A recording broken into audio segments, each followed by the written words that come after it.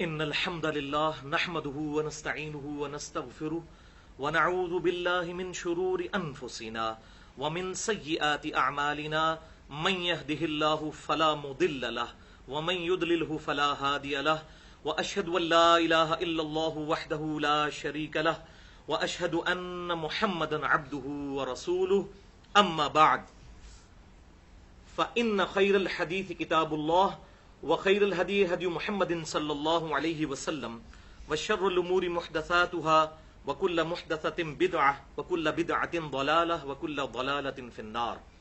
أعوذ بالله السميع العليم من الشيطان الرجيم من همزه ونفخه ونفثه. بسم الله الرحمن الرحيم.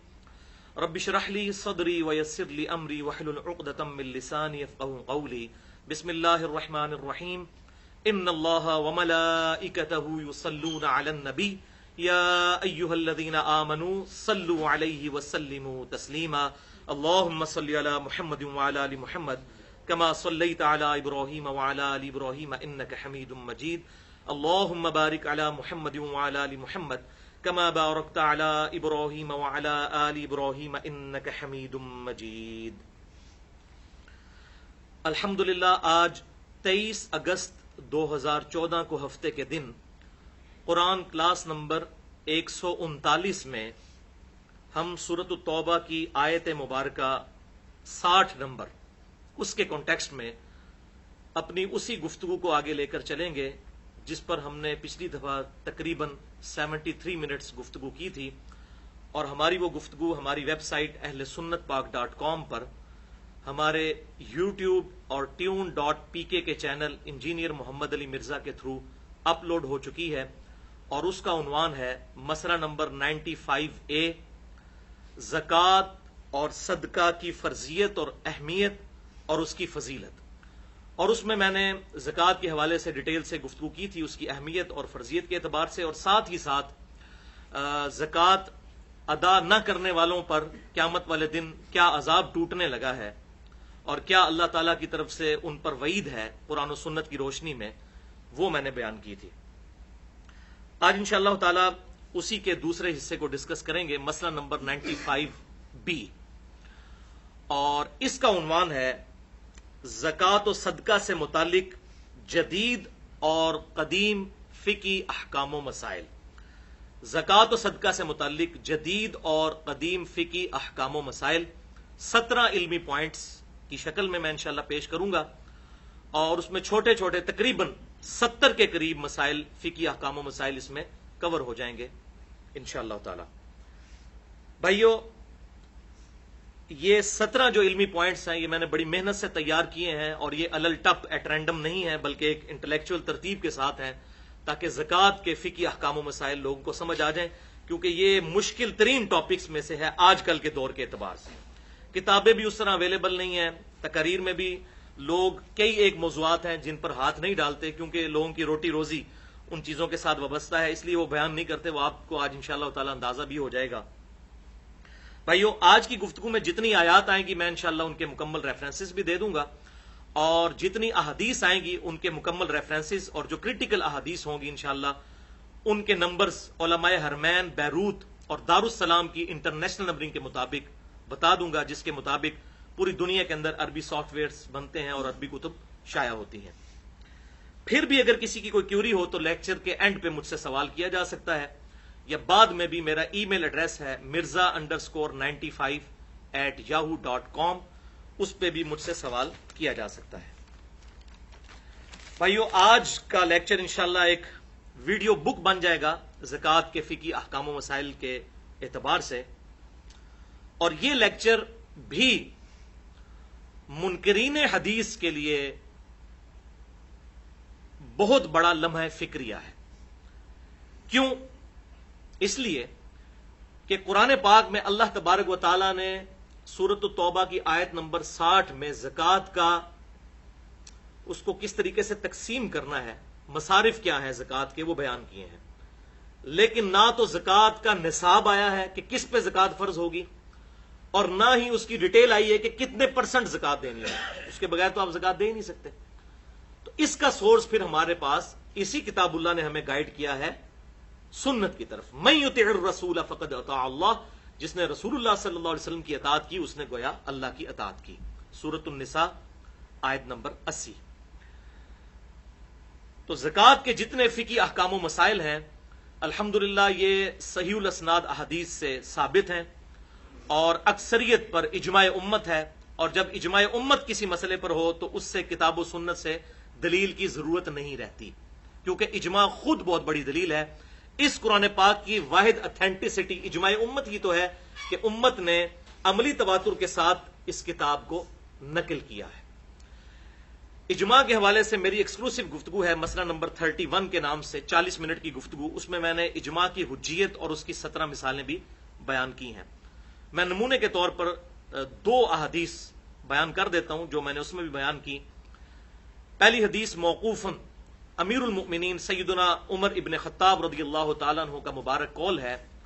المصنف ابن ابی شیبہ میں انٹرنیشنل نمبر کے مطابق کتاب البیوع چیپٹر میں 22,990 انہوں نے کوفے کے قاضی شریح کو خط لکھا کہ جب بھی تجھے کوئی مسئلہ آئے تو سب سے پہلے کتاب اللہ میں اسے تلاش کر، اگر کتاب اللہ میں نہ پائے تو پھر سنت رسول صلی اللہ علیہ وسلم میں اسے تلاش کر، اگر سنت میں بھی نہ پائے تو پھر امت کے اجماع میں دیکھو کہ امت کس چیز کو ایکسپٹ کیے ہوئے ہے، اور اگر اجماع میں بھی نہ پاؤ تو پھر تم اجتہاد کر سکتے ہو، اور اگر نہ کرو تو تب بھی درست ہے اجتہاد. تو یہ بنیادی طور پہ 4 چیزیں ہیں، کتاب اللہ، سنت اور اجماع. یہ مین ایبسولوٹ 3 دلائل ہیں، اور چوتھی چیز جو ہے اجتہاد، وہ ایبسولوٹ نہیں ہے، ریلیٹو ہے. اس میں اختلاف ہو سکتا ہے، آپ کو بھی حق ہے اختلاف کرنے کا، مجھے بھی. پوری امت کے لیے اجتہاد کا دروازہ قیامت تک کے لیے کھلا ہے، کتاب و سنت کے دلائل کی روشنی میں، اپنی ذاتی رائے کی روشنی میں نہیں. بہرحال اسی طریقے سے المستدرک للحاکم میں صحیح سند کے ساتھ انٹرنیشنل نمبرنگ کے مطابق کتاب العلم چیپٹر میں 399 نمبر حدیث ہے. آپ صلی اللہ علیہ وسلم نے ارشاد فرمایا اللہ تعالیٰ میری امت کو کبھی بھی گمراہی پر جمع نہیں ہونے دے گا، جماعت پر اللہ کا ہاتھ ہے. یہ اکثر جو ہماری یہ مختلف جماعتیں اور پارٹیاں یہ حدیث پیش کر رہی ہوتی ہیں جماعت پہ اللہ کا ہاتھ ہے، تو وہ اپنی جماعت بتا رہے ہوتے ہیں. اس جماعت سے مراد اجماع امت ہے. یہ پارٹیاں بازیاں نہیں ہیں جو یہ جعلی قسم کی پارٹیاں بنا کے اور سیاسی پارٹیاں اور مذہبی پارٹیاں اور ان کے امیر بنائے ہوئے ہیں، یہ جماعت مراد نہیں. اس سے مراد ہے امت کی مین سٹریم، اجماع امت. میری امت کبھی گمراہی پر جمع نہیں ہوگی، جماعت پہ اللہ کا ہاتھ ہے. تو اس جماعت سے مراد ہے امت کی پوری اجماعی جو تھاٹ ہے اس کو اجماع کہا گیا. اس پہ اللہ تعالیٰ اس امت کی حفاظت کرے گا. یہ 17 کا عدد میں نے ڈیڈکٹ کیا ہے کہ دن رات میں فرض نماز کی جو رکعتیں ہیں وہ 17 ہیں، جس پہ اہل سنت اور اہل تشیع کا اجماع ہے. 2 فجر کی، 4 ظہر کی، 4 عصر، 3 مغرب اور 4 عشاء، یہ جو 17 فرائض بنتے ہیں اس کی نسبت.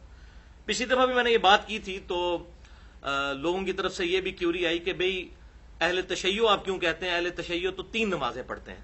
تو بھائیو اہل تشیع 3 نمازیں نہیں پڑھتے، اہل تشیع بھی 5 نمازیں ہی پڑھتے ہیں. وہ نمازوں کو جمع کرتے ہیں، ظہر اور عصر کو جمع کرتے ہیں اور مغرب اور عشاء کو بھی جمع کرتے ہیں. تو جہاں تک سفر کا معاملہ ہے، بخاری اور مسلم میں درجنوں احادیث موجود ہیں کہ آپ صلی اللہ علیہ وسلم سفر میں ہمیشہ ظہر اور عصر کو جمع کرتے تھے اور مغرب اور عشاء کو. اسے ظہرین اور مغربین کہا جاتا ہے.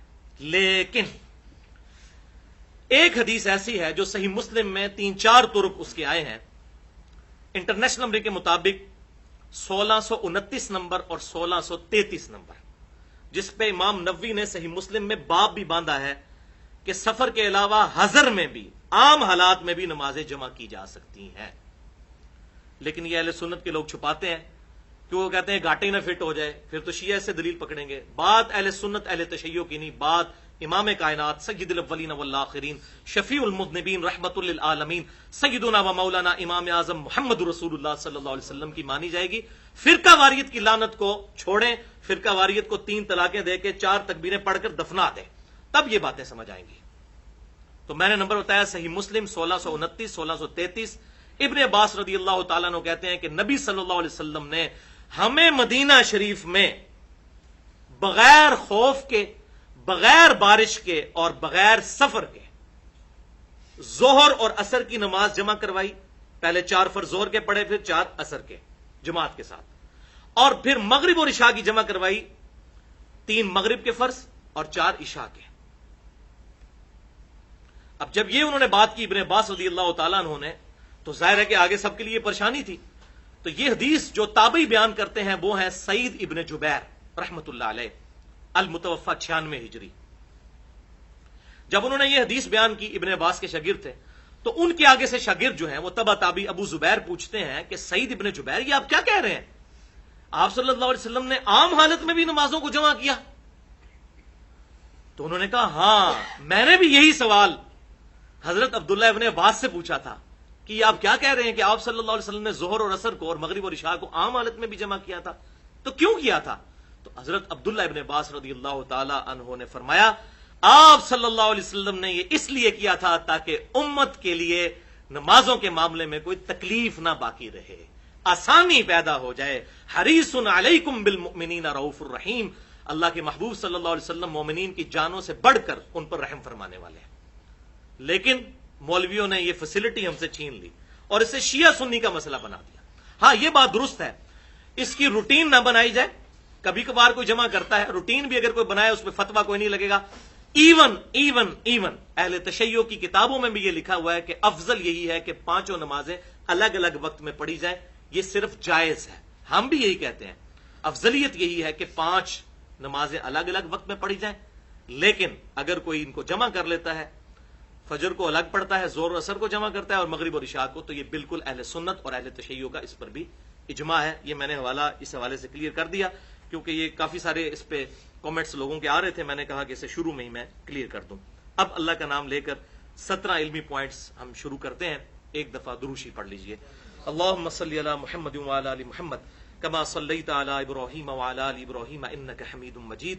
اللہم بارک علی محمد وعلی آل محمد کما بارکت علی ابراہیم وعلی آل ابراہیم انک حمید مجید۔ علمی پوائنٹ نمبر 1، بھائیو اس بات پر اجماع ہے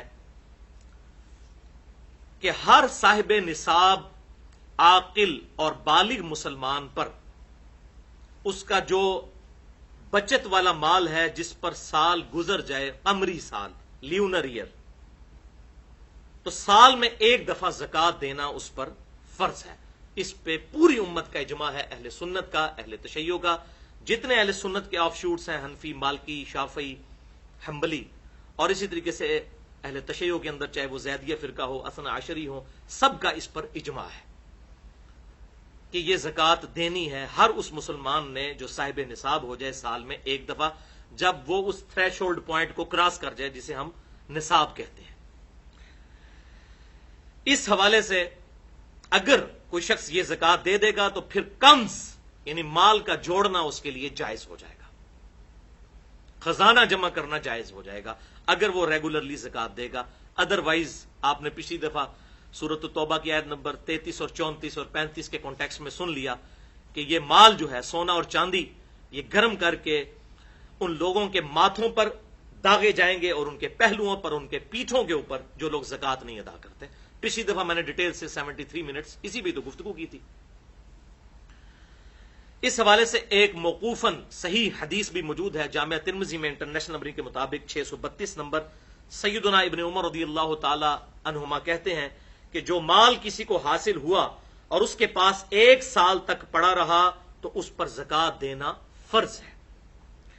امام ترمذی رحمۃ اللہ علیہ نے پھر اس کے ساتھ اہل علم کے کامنٹس بھی نقل کیے ہیں اس حوالے سے کہ اگر سال گزر گیا، سال گزرنے سے جسٹ تھوڑی دیر پہلے اگر اس صاحب نصاب کے مال میں کوئی اور مال ایڈ ہو گیا تو کیا صرف سال گزرنے والے مال پر زکوٰۃ دے گا یا پورے مال پر دے گا؟ تو انہوں نے کہا کہ اکثر اہل علم کا اس پر اتفاق ہے کہ پورے ہی مال پر وہ زکوٰۃ دے گا، کیونکہ صاحب نصاب وہ پہلے ہی ہو چکا تھا۔ اگر وہ 12 مہینے چاند کے اعتبار سے، قمری اعتبار سے پورا ہونے سے پہلے اگر 10ویں مہینے اسے اور رقم مل گئی تو اس کے اندر ایڈ ہو گئی تو پوری کی وہ زکوٰۃ نکالے گا۔ اب رہا یہ مسئلہ کہ رمضان مبارک میں زکوٰۃ دینی چاہیے یا رمضان کے علاوہ بھی دے سکتے ہیں، تو اس میں رمضان کی کوئی قید نہیں، رمضان کے علاوہ بھی آپ زکوٰۃ دے سکتے ہیں، جب بھی آپ کا لیونر ایئر پورا ہوگا آپ اس کے مطابق زکوٰۃ دیں گے۔ لیکن یہ بات صحیح ہے کہ صحیح بخاری اور مسلم کی متفق علیہ حدیث ہے، بخاری میں 1904, مسلم میں 2707 کہ امام کائنات صلی اللہ علیہ وسلم نے فرمایا کہ رمضان المبارک میں اللہ تعالی اعمال کے ثواب کو 10 سے لے کر 700 گنا تک بڑھا دیتا ہے.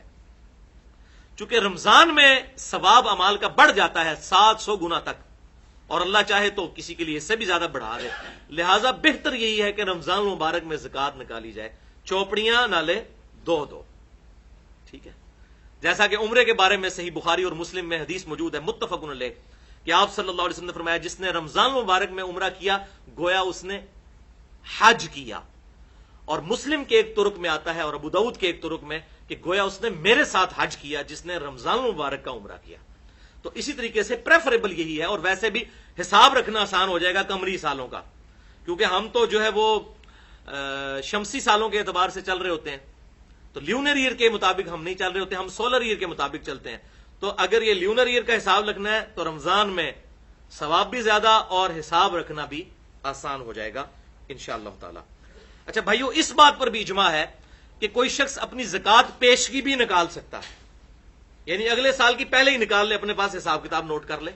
اسی طریقے سے وہ ڈیلے کر کے بھی نکال سکتا ہے اور اسی طریقے سے پر منتھ ڈیوائڈ کر کے بھی نکال سکتا ہے. اگر سال بعد اس کی سپوز 40,000 بن رہی ہے تو 12 مہینوں پر ڈیوائڈ کر کے ایک تنخواہ دار آدمی تھوڑے تھوڑے پیسے نکال کے اپنی زکوٰۃ دیتا رہتا ہے، تو یہ بھی جائز ہے. اس پر اجماع موجود ہے. اور امام ترمذی رحمۃ اللہ علیہ ایک حدیث بھی لے کر آئے انٹرنیشنل نمبر کے مطابق 679 نمبر، اور ابو داؤد میں 1624. اور امام ترمذی نے اس کے ساتھ اہل علم کے کامنٹس بھی نقل کیے ہیں کہ زکوٰۃ پیشگی بھی عطا کی جا سکتی ہے، اس میں اللہ تعالیٰ نے آسانی دی ہے. علمی پوائنٹ نمبر 2، اجماع کی روشنی میں اور صحیح الاسناد احادیث کی روشنی میں کن کن چیزوں پر زکوٰۃ واجب ہے، ان کا نصاب کیا ہے اور کتنی زکوٰۃ نکالنی ہے. یہ تینوں چیزیں یہ انشاءاللہ اب ہم اس علمی پوائنٹ نمبر 2 میں سننے کی سعادت حاصل کریں گے. اس میں احادیث کے حوالے دے دیتا ہوں جلدی سے. صحیح بخاری میں انٹرنیشنل نمبر کے مطابق 1454 نمبر حدیث، یہ ڈیٹیلڈ حدیث ہے تقریباً 2 صفحوں پر، اور تقریباً زکوٰۃ کے 80% مسائل اس صحیح بخاری کی حدیث سے ثابت ہوتے ہیں. یہ بیسیکلی سیدنا ابو بکر الصدیق رضی اللہ تعالیٰ عنہ کا خط ہے جو انہوں نے حضرت انس ابن مالک کو لکھا تھا جب انہیں بحرین کا گورنر بنا کر بھیجا. تو یہ خط لکھا انہوں نے اور کہا کہ اللہ کے محبوب صلی اللہ علیہ وسلم کو اللہ تعالیٰ نے زکوٰۃ کا یہ نصاب بتایا ہے اور یہ زکوٰۃ مسلمانوں سے لینی ہے، غریبوں سے لے کر امیروں سے لے کر غریبوں میں تقسیم کرنی ہے. وہ بڑا ڈیٹیل خط ہے 1454 صحیح بخاری کے اندر 80% مسائل زکوٰۃ کے اس حدیث سے ثابت ہوتے ہیں. دوسری حدیث ہے 1459 صحیح بخاری میں ہی، صحیح بخاری میں 1483 اور 1499. اسی طریقے سے صحیح مسلم میں 2263، 2265، 2268، اور اس کے علاوہ بھی جامعہ ترمذی میں، سنن ابی داؤد میں، سنن نسائی، سنن ابن ماجہ، الموطا امام مالک، مسند امام احمد اور بھی احادیث کی کتابوں میں ڈیٹیل کے ساتھ الحمدللہ زکوٰۃ کے احکام و مسائل موجود ہیں. ان کی روشنی میں اور اجماع امت کی روشنی میں کل 10 چیزیں ہیں جن پر زکوٰۃ نکالنا واجب ہے. 10 چیزیں. اب میں یہ 10 کی 10 چیزیں بیان کروں گا تیزی سے اور ان چیزوں کے نام بتاؤں گا. نمبر 1، نمبر 2 ان کا نصاب، وہ تھریش ہولڈ پوائنٹ کیا ہے جو کراس ہو تو اس کے بعد زکوٰۃ شروع ہوتی ہے. اور نمبر 3 یہ بھی بتاؤں گا کہ کتنی کتنی زکوٰۃ نکالنی ہے ان چیزوں پہ. نمبر 1 سونا، گولڈ. گولڈ اگر کسی کے پاس 20 دینار ہو تو سال میں آدھا دینار اس کی زکوٰۃ دینا ضروری ہو جاتا ہے. 20 دینار آج کل کے دور کے اعتبار سے 7.5 تولے سونا بنتا ہے، اور 1 تولہ 11.664 گرام ہوتا ہے. گرامز میں یہ نصاب بنے گا 87.48، 87.48 گرام. جب کسی کے پاس اتنا گولڈ جمع ہو جائے تو اس نے اس پہ زکوٰۃ دینی ہے. کتنی دینی ہے؟ 2.5%. اور 2.5% نکالنے کا بڑا آسان طریقہ ہے کہ جو اس کی مالیت بن رہی ہے اس کو 40 پہ تقسیم کر دیں تو 2.5% آ جائے گا. 40 پہ تقسیم کرنا ہے. دوسری چیز وہ ہے کرنسی. روپے کی شکل میں، ڈالر کی شکل میں، پاؤنڈ کی شکل میں، ریال کی شکل میں، کسی بھی شکل میں کرنسی. کرنسی چونکہ سونے کا ایکویلنٹ ہے، انشاءاللہ یہ اگلے پوائنٹ میں میں ڈیٹیل سے اس پہ بحث بھی کروں گا. یہ وہ چیز ہے جو مولوی چھپاتے ہیں اور چاندی کا نصاب لوگوں کو بتاتے ہیں تاکہ اپنی تجوریاں بھریں. حالانکہ چاندی کے نصاب سے تو ایک صحت مند جو ہے وہ بکرا بھی نہیں خریدا جاتا، جبکہ بکرے کا نصاب جو ہے بکریوں کا وہ 40 بکریوں سے شروع ہوتا ہے، وہاں 40 بکریوں سے زکات شروع ہوتی ہے، اور یہ لوگ 38,000 روپیہ جو چاندی کا نصاب بن رہا ہے اس کے اوپر زکات بتا دیتے ہیں. وہ انشاءاللہ اگلی دفعہ اس میں اگلے پوائنٹ میں بتاتا ہوں. تو کرنسی جو ہے یہ بھی سونے کے ایکویلنٹ ہے، لہذا وہی نصاب ہوگا 7.5 تولے سونا یا 87.48 گرام، اور اس پہ بھی 40واں حصہ یعنی 2.5% ادا کرنا ہوگا. تیسری چیز ہے چاندی. اگر کسی کے پاس ہو، جیسے کہ ابھی یہ آرٹیفیشل جیولری کا بھی رواج ہے اور چاندی کا بھی لوگ کام کرتے ہیں، تو چاندی کا نصاب ہے 200 درہم پر 5 درہم. چاندی کا نصاب 200 درہم پر 5 درہم ہے. تو یہ آج کل کے 200 درہم اگر چاندی کے وہ کیلکولیٹ کیے جائیں تو یہ 52.5 تولے چاندی بنتی ہے. اور اگر گرامز میں اسے 11.664 والا فارمولا لگا کر کیلکولیٹ کیا جائے تو 612.36 گرام یہ بنتا ہے چاندی کا نصاب. اس پہ بھی 40واں حصہ دینا ہوگا. 40 پہ تقسیم کریں گے یا 2.5% نکال لیں. چوتھی چیز ہے مال تجارت. مال تجارت سے مراد ہے کہ اگر کوئی شخص کسی کی دکان ہے، اس میں اس نے کپڑا رکھا ہوا ہے، یا میڈیکل سٹور ہے، اس میں اس نے ادویات رکھی ہوئی ہیں جو اس کے پاس رہتی ہیں، جو اس نے کاروبار کے اندر اپنا سارا مال لگایا ہوا ہے اور وہ سٹور کی انوینٹری کی فارم میں موجود ہے. اسی طریقے سے کمرشل پلاٹس ہیں کسی کے پاس، بیچنے کی غرض سے وہ پلاٹس خریدتا ہے. ویسے اگر پلاٹ ہے کسی کے پاس، جب تک اس پہ زرعی زمین کے اوپر کاشتکاری نہ کی جائے تو اس پہ زکات نہیں بنتی، وہ تو کاشتکاری کے اوپر زکات ہوتی ہے اگر کی جائے، ورنہ کوئی نہیں. لیکن کمرشل پلاٹس بیچنے کی نیت سے جو لیے جاتے ہیں، چاہے پراپرٹی ڈیلر لے یا عام آدمی اپنی سیونگ کو یہ کر لے، چلاک بننے کی کوشش کرے کہ وہ سونے کی بجائے پلاٹ خرید لے اور کہ جی میرے پاس سونا تو نہیں، زکات نہیں لگے گی، تو بھائی عقل آپ کی بھی نہیں کام کرتی کہ سیونگ کے اوپر زکات ہے. اللہ تعالیٰ کو تو دھوکہ نہیں آپ دے سکتے، اپنے آپ کو دے سکتے ہیں. تو کمرشل پلاٹس جو انسان نے خریدے ہوئے ہیں سیونگ کے طور پہ، ان کی بھی کیلکولیشن پر سونے کا نصاب لگے گا. اور اسی طریقے سے دکان کے اندر جو مال ڈالا ہوا ہے اس پہ بھی 40واں حصہ زکات دی جائے گی. 5ویں نمبر پہ ہے زمین کی پیداوار، چاہے وہ غلے کی فارم میں ہو، کھجور کی پھل کی فارم میں، تو اس پہ بھی زکات ہے. اور اس کے لیے جو تھریش ہولڈ پوائنٹ ہے، نصاب ہے، وہ ہے 5 وسق. ایک وسق جو ہے وہ 60 سا کے برابر ہوتا ہے، اور ایک سا جو ہے وہ 4 مد کے برابر ہوتا ہے، اور ایک مد 600 گرام بنتے ہیں ہمارے زمانے کے. لہذا یہ پوری ملٹیپلیکیشن کرنے کے بعد 5 وسق جو ہیں وہ بنتے ہیں آج کل کے 720 کلو گرام. تو 720 کلو گرام جس کے پاس غلہ ہوگا تو اس پر اسے زکات دینی ہوگی، لیکن غلے کی زکات زیادہ ہے. وہ ہم نے جو زکات سنی سونے کی، اس سے یہ 4 گنا ہے، 10% زکات ہے.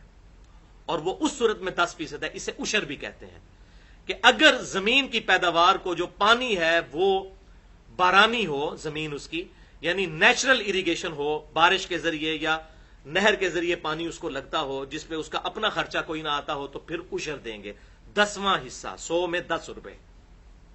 تو یہ 720 جو ہے اس کو آپ ڈیوائڈ کر لیں 10 کے اوپر، تو یہ 72 kg اس میں سے زکات نکالنی ہوگی. اگر زمین جو ہے وہ کنویں کے ذریعے سیراب کی جاتی ہے، ظاہر ہے اس پہ بجلی کا بل بھی دینا پڑے گا، آپ خود بھی اس پہ خرچہ کر رہے ہیں، تو شریعت نے اس میں آسانی دی ہے کہ پھر آدھا عشر دینا ہوگا، یعنی پھر زکات جو ہے وہ 5% رہ جائے گی. اس طرح 10%، اس طرح 5%.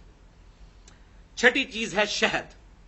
شہد پہ بھی عشر ہے جس طرح کے غلے کے اوپر ہے، لیکن وہ اس کا تھریش ہولڈ پوائنٹ ہے 10 مشکیزیں. اگر شہد ہو تو اس میں سے 1 مشکیزہ اللہ کی راہ میں خرچ کرنا ہوگا. یہ تو خیر مطلب یوزل اس طرح استعمال نہیں ہوتی آج کل چیزیں. 7ویں چیز ہے اونٹ. اونٹ کا نصاب جو ہے وہ صحیح بخاری اور مسلم کے اندر آیا ہے، اور بخاری کی اس ڈیٹیل حدیث میں 1454 نمبر کہ 5 سے کم اونٹوں کے اوپر زکات نہیں ہے. 5 اونٹ جس کے پاس ہوں گے تو اس کی زکات شروع ہو جائے گی. 5 سے لے کر 24 اونٹوں تک ایک ہی زکات نکالنی ہوگی. اور وہ کیا نکالنی ہوگی؟ ایک بکری دینی ہوگی، نارمل بکری ایک، یہ زکات بنے گی. لیکن جیسے ہی 25 اونٹ ہوں گے تو 25 سے لے کر 35 تک اگر یہ اونٹ پہنچ جاتے ہیں تو پھر آپ کو یہ 35 اونٹوں کے اوپر 1 سال کی اونٹنی جو ہے یہ زکات کے طور پر نکالنی ہوگی. اور اس پہ بھی اجماع ہے کہ اس کے بدلے سونا یا کرنسی بھی دی جا سکتی ہے اس کی ویلیو کیلکولیٹ کر کے. 8ਵੀं चीज है गाय। इस तरीके से 35 के आगे भी डिटेल चलती है सैकड़ों तक, तो अब टाइम नहीं है चूंकि आजकल लोगों की जरूरत नहीं, लिहाजा मैं इसे छोड़ रहा हूं। 8वीं चीज है गाय या भैंस।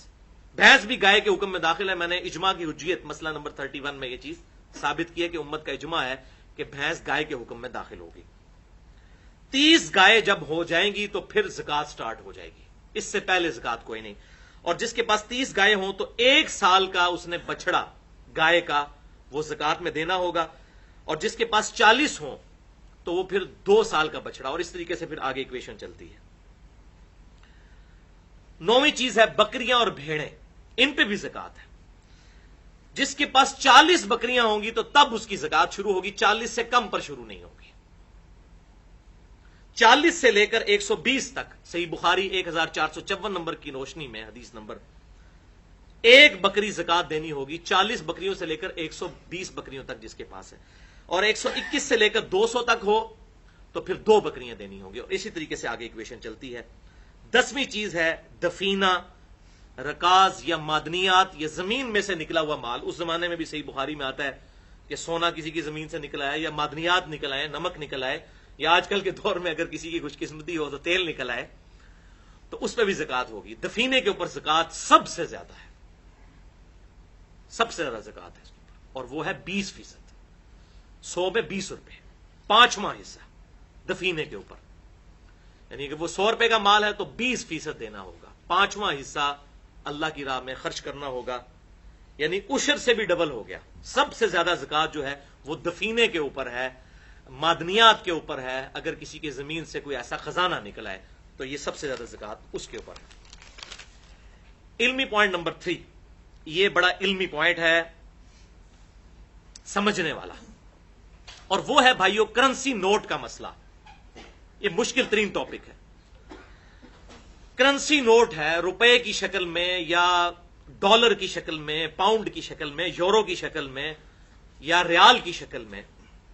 तो इस करेंसी को क्या सोने के इक्विवेलेंट लिया जाएगा या चांदी के इक्विवेलेंट लिया जाएगा? यहां पर मौलवी डंडी मारता है क्योंकि उसके मदरसे इसके ऊपर चल रहे हैं।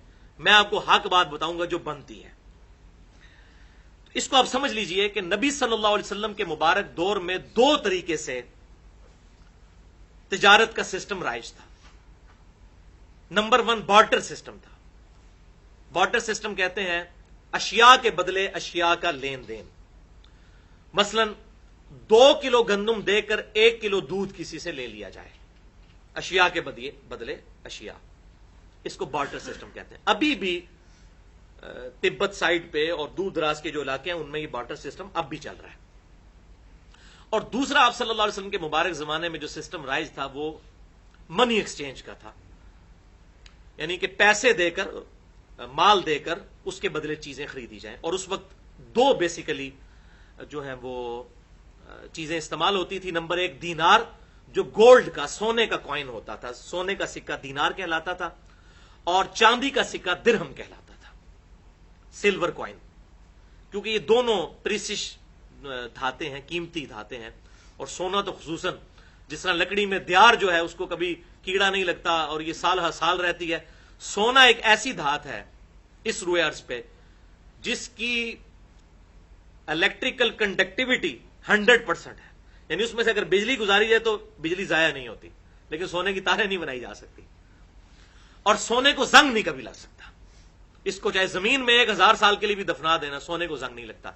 और ये इंसानियत को ज़ाहिर है हजारों साल से, आप से भी पहले हजारों साल से लोगों को ये बात पता थी कि सोने को जंग नहीं लगता, इसलिए सोना एज ए करेंसी अडॉप्ट किया गया, और चांदी को भी।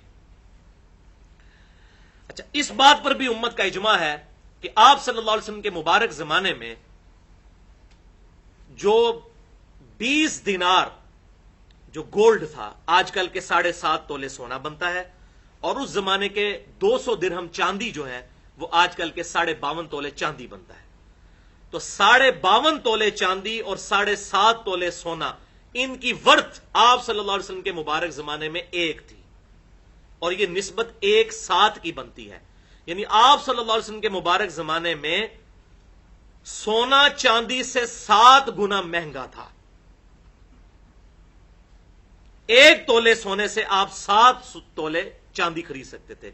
یا 7 تولے چاندی سے 1 تولہ سونا خرید سکتے تھے. لیکن وقت کے ساتھ ساتھ سونے کا استعمال زیادہ شروع ہو گیا اور چاندی آبسولیٹ ہونا شروع ہوگی, ناپید ہونا شروع ہوگی. حتیٰ کہ اس وقت دنیا میں چاندی ایز اے کرنسی استعمال نہیں ہوتی. سونے کی بنیاد پہ ہی اسٹیٹ بینکس جو ہے پوری دنیا کے وہ روپیہ چھاپتے ہیں. تو وقت کے ساتھ ساتھ چاندی ڈی ویلیو ہوتی چلی گئی اور اب یہ صورتحال ہے. آج کی ڈیٹ میں 23 اگست 2014 کو پاکستان میں چاندی کا جو تولے کا ریٹ ہے تقریباً 750 روپے ہے اور سونے کا تولے کا ریٹ 48,500 روپے ہے. تو وہ نسبت جو آپ صلی اللہ علیہ وسلم کے مبارک زمانے میں 1 اور 7 کی تھی اب وہ ہو چکی ہے 1 اور 65 کی. تو بہت فرق آ چکا ہے. اس لیے کہ وہ ایز اے ریفرنس چاندی استعمال نہیں ہوتی اب کرنسی کے طور پر. سونے کو پوری دنیا نے سٹینڈرڈ مان لیا ہے. یہ ہے وجہ. اچھا, جب یہ سونے اور چاندی کے سکے استعمال ہوتے تھے جس زمانے میں, تو یہ پوری دنیا کے اندر سکہ چلتا تھا. کیوں؟ کہ جو سونے کا سکہ ہوتا تھا اس کی انٹرنسک ویلیو جو ہے, پوشیدہ اس کی ویلیو اور اس کی فیس ویلیو یہ برابر ہوتی تھی. یہ دو ہی قیمتیں ہوتی ہیں. ہمارے نوٹ کی جو انٹرنسک ویلیو ہے وہ ہو سکتا ہے اسٹیٹ بینک نے اتنا سونا نہ رکھا ہو, لیکن ہم یہ سمجھتے ہیں کہ یہ 100 روپے کا جو ہے یہ نوٹ, اس کے پیچھے اتنا سونا ہے. لیکن اگر آپ کو 100 گرام کا سونے کا کوائن دے دیا جائے, سکہ, وہ آپ پوری دنیا میں کہیں لے جائیں اس کی ویلیو وہی رہے گی. انٹرنسک ویلیو, اس کی پوشیدہ ویلیو اور اس کی فیس ویلیو اتنی ہی ہوگی. پوری دنیا میں کہیں لے جائیں سونے کو, وہ سٹینڈرڈ ہے. پھر ہیومن ہسٹری میں ایک ٹرننگ پوائنٹ آیا 18ویں صدی کے اندر, جب یہودیوں نے بینکنگ کا سسٹم شروع کیا ایک پوری نیگیٹو سازش کے تحت, اور انہوں نے لوگوں کا سونا اپنے پاس رکھ کے کہا کہ بھئی سونا تو چوری ہو جائے گا, آپ ہمارے پاس رکھوائیں, ہم حفاظت کریں گے اس کی. اور پھر لوگوں نے کہا سونا اگر آپ کے پاس ہوگا تو بھائی ہم لوگوں سے لین دین کیسے کریں گے؟ تو انہوں نے کہا ہم اس طرح کریں گے, آپ کو ایک ریسپٹ, ایک رسید اور ایک سرٹیفکیٹ جاری کر دیں گے. آپ اس سرٹیفکیٹ کی گارنٹی ہماری ہوگی پیچھے سے, ہم اس کی بنیاد کے اوپر آگے جو ہے وہ آپ دعویٰ کر سکتے ہیں, ہم اس کی پیچھے کھڑے ہوئے ہیں. تو اس سرٹیفکیٹ اور ریسپٹ کی بنیاد پہ آپ ایک دوسرے کے ساتھ لین دین کریں, سونا ہمارے پاس پڑا رہے گا. تو لوگوں نے دھڑا دھڑ سونا ان کے پاس رکھوانا شروع کر دیا. شروع میں تو یہ تھا جتنا سونا تھا اتنے کا سرٹیفکیٹ نکلتا تھا. پھر آہستہ آہستہ انہوں نے سرٹیفکیٹ زیادہ چھاپنے شروع کیے تو دیکھا کہ لوگوں کو فرق ہی نہیں پڑا, کوئی لوگ سونا لینے کے لیے آتے ہی نہیں ہے. تو پھر پیچھے سونا اتنا نہ رہا اور سرٹیفکیٹ زیادہ نکالنے شروع کر دی اور وہ امیر ہونا شروع ہو گئے. اب یہ ایک پوری ہسٹری ہے, اس پہ اگر کسی کو شوق ہو تو اس پہ اگر کسی نے کام کیا تو مولانا مودودی رحمۃ اللہ علیہ نے سود کے حوالے سے جو کام کیا, یونیک کام. پوری دنیا میں اس وقت جہاں بھی کوئی کتابیں لکھی جا رہی ہیں, جتنے بھی اسکالرز بات کر رہے ہیں وہ اسی کتاب سے جو سود کے اوپر انہوں نے لکھی ہے, تقریباً 300-400 صفحات پر مشتمل, اسی سے سارے لوگ ریفرنس لیتے ہیں. ان کا کافی, چونکہ پوری دنیا کے حالات پر نظر تھی اس زمانے میں, یہ سارا سسٹم اپنے عروج پہ پہنچ چکا تھا اور اسٹیٹ بینک آف امریکہ بھی اس وقت بن چکا ہوا تھا مولانا مودودی رحمۃ اللہ علیہ کے دور کے اندر. انہوں نے وہ زمانہ بھی دیکھا ہوا ہے. بہرحال یہ سونا جو ہے اس کے اگینسٹ انہوں نے ریسپٹ جاری کرنی شروع کر دی, اور حالت یہ ہو گئی کہ پھر لوگوں نے سونے مانگنے کی بجائے پھر انہوں نے قانون بھی پاس کروا لیا امریکہ میں کہ اگر کوئی سونا مانگے گا تو اس کو سزا دی جائے گی. سونا کو مانگ ہی نہیں سکتا. پوری دنیا سے سونا جمع کرنا شروع کر دیا اور سرٹیفکیٹ, اور کرتے کرتے وہی پھر کرنسی نوٹ کی شکل اختیار کر دی اسی چیز نے. اور آج پوری دنیا کے اندر کرنسی نوٹ چل رہے ہیں. آپ کوئی بھی نوٹ, اپنا پاکستان کا اگر نوٹ اٹھا کے دیکھیں تو اس نوٹ کے اوپر 2 باتیں لکھی ہوئی ہیں. نمبر 1, حکومت پاکستان کی ضمانت سے جاری شدہ. یہ اب آپ سمجھیں گے یہ کیا اوپر یہ گدڑ سنگھی لکھی ہوتی ہے انہوں نے, یہ آپ کو آج سمجھ آئے گی کہ کیا. اب آپ کو بڑا اہم لگے گا یار, اچھا یہ چیز لکھی ہوئی ہے انہوں نے. اچھا, ظاہر ہے حکومت پاکستان کی اگر ضمانت نہیں تو وہ کاغذ کا ایک ٹکڑا ہی ہے نا. ایک 80 گرام کا آپ پیج لیں, اس کے 4 ٹکڑے کر لیں تو 4,000 کے نوٹ بنا سکتے ہیں نا, رنگ ہی لگانا ہے نا اوپر, لیکن اس کے پیچھے ضمانت کوئی نہیں کسی کی, تو کاغذ کا پرزہ ہے. ٹھیک ہے, اس کی جو فیس ویلیو اس پہ لکھی ہوئی ہے 5,000 روپے کے نوٹ پہ, اس کی جو انٹرنسک ویلیو ہے, پوشیدہ ویلیو, وہ اسٹیٹ بینک آف پاکستان کے پاس ہے. تو حکومت پاکستان کی ضمانت سے جاری شدہ، اور پھر لکھا ہوتا ہے اسٹیٹ بینک آف پاکستان حامل حاضہ کو مطالبہ پر ادا کرے گا. یہ آپ نے دیکھا ہے جملہ اس پہ لکھا ہوتا ہے، حامل حاضہ کو مطالبہ پر ادا کرے گا. انشاءاللہ کبھی بھی نہیں ادا کر سکے گا جو حالت ہے.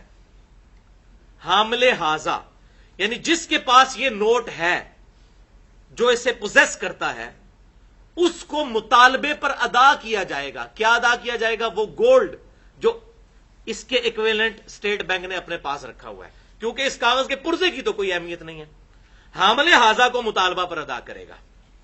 لیکن وہ آپ کو پتا، اب آپ کو پتا چلا، کہتے ہیں نوٹ چھاپ رہے ہیں، پیچھے سونا نہیں ہے، تو اس طریقے سے انفلیشن انکریز ہو رہی ہے اور مہنگائی بڑھ رہی ہے. وہ کیا ہوتا ہے؟ پیچھے کچھ بھی نہیں ہوتا اور نوٹ چھاپتے جاتے ہیں. تو بہرحال یہ کرنسی نوٹ کے اوپر لکھا جاتا ہے. اب ہمارے ملک میں بھی ظاہر ہے کہ سونا ہی ایکویلنٹ ہے، پوری دنیا کے اندر یہ سٹینڈرڈ ہے سونا. اور اب یہاں تک سسٹم پہنچ چکا ہے کہ سونے کا ریٹ جو ہے وہ ڈالر کے ذریعے نکالا جاتا ہے. یہ سازش ہے جو اصل میں ہوئی ہے. ہونا تو چاہیے کہ ڈالر کا ریٹ سونے کے ایکویلنٹ نکلے، لیکن ڈالر کے ریٹ کے مطابق سونے کا ریٹ نکلتا ہے پوری دنیا میں. اور ریئل ٹائم ڈیٹا انٹرنیٹ کے ذریعے پوری دنیا میں جا رہا ہوتا ہے، اور لوگ وہ بتاتے ہیں. آپ کو پتا ہے نا، آپ سنیاروں کے پاس، گولڈ سمتھس کے پاس جائیں تو کہتے ہیں جی آج دا ریٹ ہے، وہ ریٹ ڈالر کے اگینسٹ نکلا ہوتا ہے. حالانکہ سونا جو ہے وہ گائیڈ کرتا ہے ڈالر کو، لیکن ڈالر اتنا مضبوط ہو گیا یہ پوری سازش کے ساتھ کہ آج ڈالر جو ہے وہ ڈیفائن کرتا ہے کہ یہ ریٹ ہے سونے کا، چاہے اس کے پیچھے سونا ہو یا نہ ہو. اب اس پوری گفتگو کا کنکلوژن یہ ہوا کہ کرنسی نوٹ جو ہے، اب یہ مولوی کو تو میں نہیں سمجھا سکتا، آپ لوگوں کو کم از کم، جتنے یہاں 80 90 100 کے قریب لوگ بیٹھے ہوئے ہیں، آپ کو کم از کم یہ بات سمجھ آ گئی ہے کہ یہ کرنسی نوٹ جو ہے ایکویلنٹ ہے گولڈ کے، لہذا کرنسی کا نصاب بھی گولڈ کا نصاب ہوگا، نہ کہ چاندی کا ہوگا. اور یہ تو تھی اس کی ٹیکنیکل گفتگو. اب میں اس کی لاجک بھی پیش کرتا ہوں. بخاری اور مسلم کی متفق علیہ حدیث ہے، بخاری میں 1459، مسلم میں 2263، کہ آپ صلی اللہ علیہ وسلم نے فرمایا کہ 5 اونٹوں سے کم میں زکات نہیں ہے. 5 اونٹوں کی قیمت کتنی بنتی ہے؟ تقریباً 5 لاکھ روپیہ. اچھا، جس کے پاس 5 اونٹ ہیں، 5 لاکھ روپیہ اس کی قیمت بنی، اس پہ زکات 5 اونٹوں سے کم ہے اگر، تو اس پہ 4 اونٹوں پہ بھی زکات نہیں. 4 اونٹوں پہ تقریباً 4 لاکھ روپے بن گیا. لاکھ روپے کا ایوریج اونٹ آتا ہے. اور چاندی کا نصاب جو ہے وہ تو 38,000 روپیہ بنتا ہے، 52.5 تولے، کیونکہ 750 روپے تولا ہے. اس سے آپ آدھا اونٹ بھی نہیں خرید سکتے. یہ میں لاجیکل بات کر رہا ہوں. اگر گولڈ کا نصاب لیا جائے وہ تقریباً اسی کے قریب قریب بنتا ہے، 4.25 لاکھ روپے کے قریب. یہ لاجیکل بھی میں نے بات کی. اچھا، پھر بکریوں کا آپ نصاب دیکھیں، 40 بکریوں سے شروع ہوتا ہے. 40 بکریوں کی آپ ذرا قیمت نکال کے دیکھیں، 7-8 لاکھ روپے بنتی ہے اگر 20,000 روپے کی بھی لگائی جائے بکری.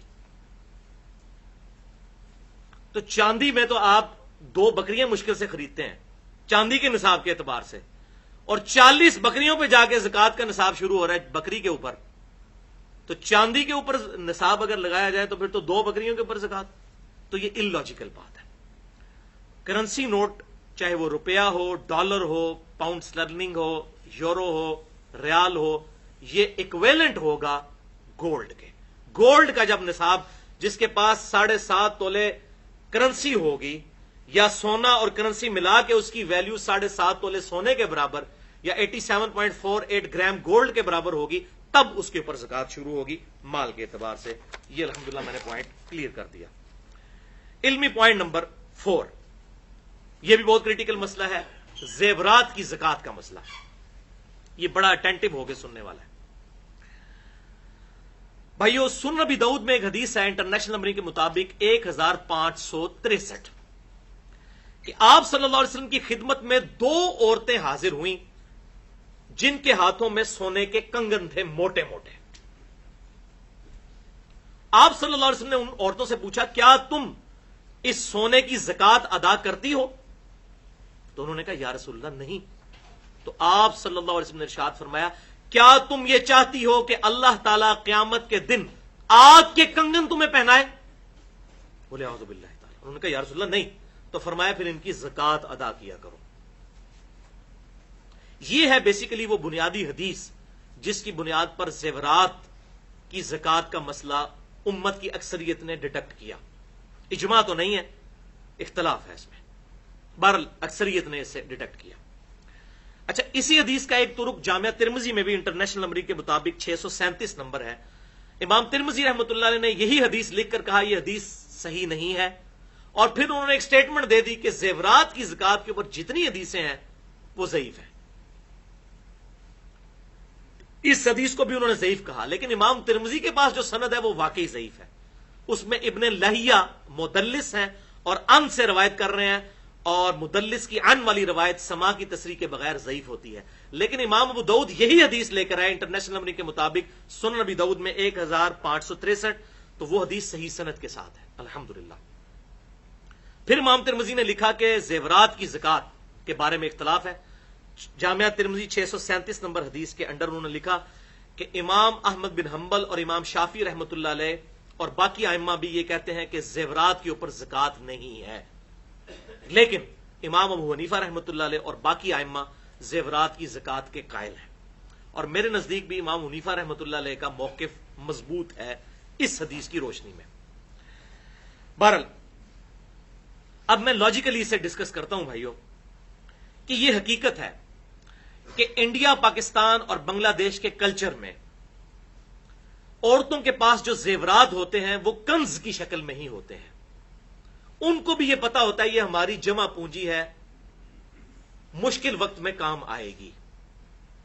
ہر وقت عورت نے وہ زیور پہنا نہیں ہوتا، اس سونے کو جوڑ کے ہی اس نے رکھا ہوتا ہے، بچت کی فارم میں رکھا ہوتا ہے، کنز کی فارم میں. لہذا لاجیکلی جب ہم خود ذہن سے سمجھ رہے ہیں کہ یہ سیونگ ہے، وہ عورت تو 2 کانٹے پہن لے گی یا 1 لاکٹ پہن لے گی یا 2-3 چوڑیاں پہن لے گی، باقی جو زیور جوڑا ہوتا ہے اس نے وہ کنز کی فارم میں کبھی کبھار پہنتی ہے.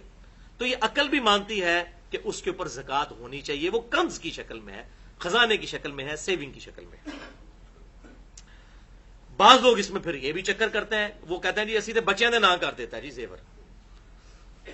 کسی کے پاس اگر 18 تولے سونا ہے تو اس پہ تو لگے گی زکات، تو کہتے ہیں جی میرے 3 بچے ہیں، میں نے تینوں کے نام نیت کر لیے 6 تولے، زکات ہی نہیں دیتے. یہ کس کو آپ دھوکہ دے رہے ہیں؟ اولاد آپ کے انڈر ہے، وہ مال وہ کنز ہے، اس مال پہ اللہ کا حق ہے، کسی نہ کسی نے تو دینا ہے. 18 تولے سونا جو رکھا ہوا ہے سنبھال کے، یہ 18 تولے اللہ کا دیا ہوا ہے نا، اس 18 تولے پہ زکات تو نکلے گی. اچھا آپ نہیں دے رہے پھر کون دے گا؟ بچے بھی نہیں دے رہے، وہ نہیں دے رہے، وہ کہہ رہے ہیں 6 تولے ہے نا، 6 کیا ہوا تینوں کے نام، 7.5 تولے کی تھریش ہولڈ پوائنٹ تو کراس نہیں ہوا، وہ یہ پھر بہانہ بناتے ہیں. تو یہ بالکل ہیلا بازی ہیں. اس طریقے سے مال کسی کے حوالے کرنے سے، صرف نام لے لینے سے، بچوں کے چھوٹے بچوں کے نام کر لینے سے زکات سے جان نہیں چھڑائی جا سکتی. اور پھر آپ فقہ حنفی میں اگر جائیں تو فتاوی العمگیریہ میں تو پتہ نہیں کیا کیا فتوے لکھے ہوئے ہیں، اس میں تو لکھا ہوا ہے اس سے بھی آگے ایک درجے. انہوں نے کہا کہ اگر کسی بیوی کے پاس اتنا زیور ہے کہ اس پہ زکات لگتی ہے تو سال گزرنے سے 1 دن پہلے وہ اپنے خامند کو وہ گفٹ کر دے. تو چونکہ 1 دن کم ہے اب اس پہ زکات نہیں لگے گی. جب خامند پہ سال گزرنے لگے تو وہ بھی سال گزرنے سے 1 دن پہلے بیوی کو واپس گفٹ کر دے. اس طریقے سے ایک دوسرے کو اگر گفٹ کرتے رہیں، یہ لٹرلی لکھا ہوا ہے فتاوی العمگیریہ کے اندر. جو اورنگزیب عالمگیر صاحب نے اسلام کی خدمت کروائی تھی، یہ خدمت کروائی انہوں نے. اب یہ ہیلا بازیاں یہی علماء یہود نے کیا تھا اصحاب سبت نے مچھلیوں کے شکار کے بارے میں. قرآن میں آیا، اللہ تعالیٰ نے فرمایا کونوا قردۃ خاسئین، ہم نے کہا پھٹکارے ہوئے بندر بن جاؤ تم. یہ ہیلے بازیاں، یہ تو حضور صلی اللہ علیہ وسلم کی دعائیں ہیں جن کا حصہ میں آج پہنچ رہا ہے کہ ہماری شکلیں نہیں بگڑ رہی. ادروائز یہ بڑے بڑے بزرگوں کی شکلیں بگڑی ہوئی ہوتی جن کو ہم بزرگ سمجھ رہے ہیں، جنہوں نے اسلام کے ساتھ بیڑا غرق کیا ہے. میں ان کو کہتا ہوں علماء کرائم، مجرم علماء، علماء کرام نہیں، علماء کرائم، مجرم علماء جنہوں نے دین کے ساتھ یہ ظلم ڈھایا. بہرحال اس حوالے سے میرے نزدیک آپٹیمل سولوشن یہ ہے زیورات کی زکات کے حوالے سے ایک حدیث کی روشنی میں جو بخاری اور مسلم کی متفقن علیہ حدیث ہے. بخاری میں 1464، مسلم میں 2273 کہ آپ صلی اللہ علیہ وسلم نے فرمایا کہ مسلمان کے گھوڑے جو سواری کی شکل میں ہے یا اس کا غلام، اس پہ زکات نہیں ہے جو اس کی استعمال کی ضرورت اصلیہ کی چیزیں ہیں. آج کل کے دور میں گاڑی ہے اگر کسی، اس پہ زکات نہیں ہے.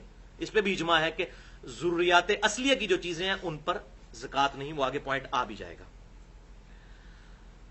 تو یہ اب اجتہادی مسئلہ ہے اور اس پہ کئی علماء کی رائے بھی ہے، خصوصاً وہ لوگ جو بالکل زیورات کی زکات نہیں دیتے ان کو قائل کرنے کے لیے یہ بات بڑی افیکٹو ہے اجتہاداً، کہ جو زیور عورت عموماً استعمال کرتی ہے ہر وقت،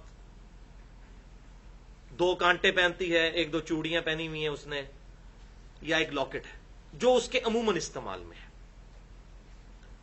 اگر اس پہ کوئی زکات نہیں دیتا اس پہ فتویٰ نہیں لا سکتا.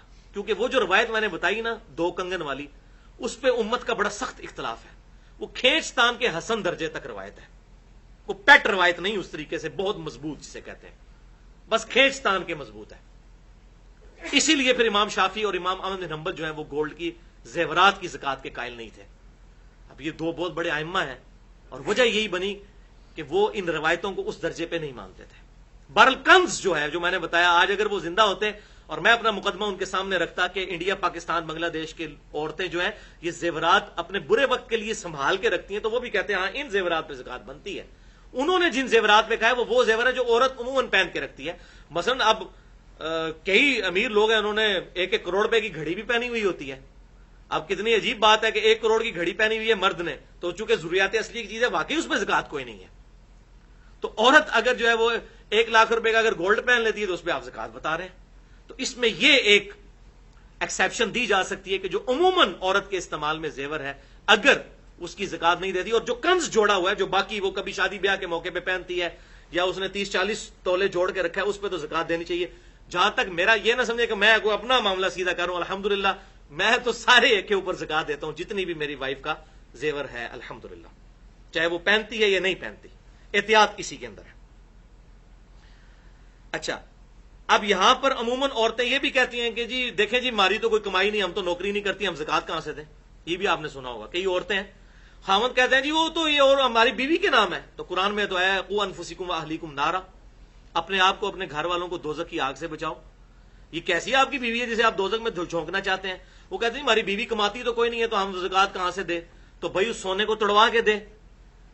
اصل میں تو سونے میں سے سونا ہی زکات دینی ہوتی ہے. آپ سن چکے 20 دینار پہ آدھا دینار.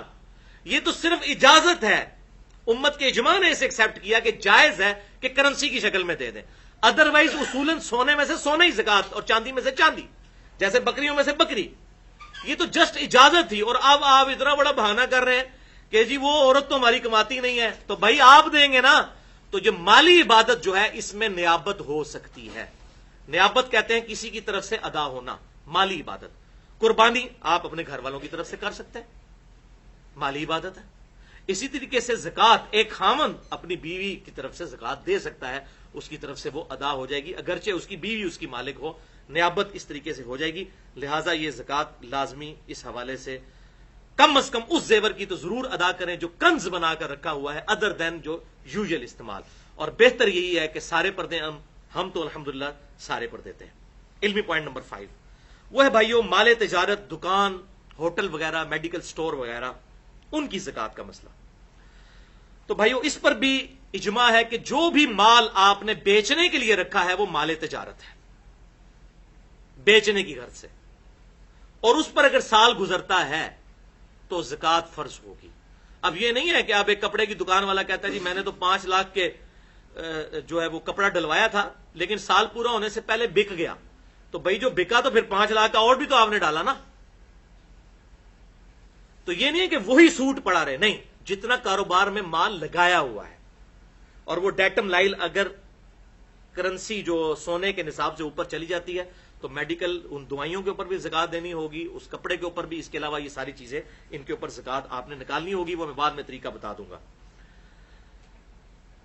البتہ اس بات پر اجماع ہے کہ جو انفراسٹرکچر ہے یا مشینری ہے اس کے اوپر زکات نہیں ہوگی دکان کے اعتبار سے. اگر کسی کی دکان ہے، جیسے ہم یہ لیتھ مشین رکھی ہوتی ہے، ہم خرادیے کہتے ہیں جن کو، تو لیتھ مشین کی قیمت کے اوپر زکات نہیں ہوگی. اسی طریقے سے رینٹ کار کے اوپر گاڑی کسی نے دی ہوئی ہے تو اس گاڑی کے اوپر زکات نہیں ہوگی، اس کی مال کی کمائی پہ ہوگی، کیونکہ اس کی ڈپریسیشن بھی ہو رہی ہے، اس کی قیمت وقت کے ساتھ ساتھ کم ہو رہی ہے.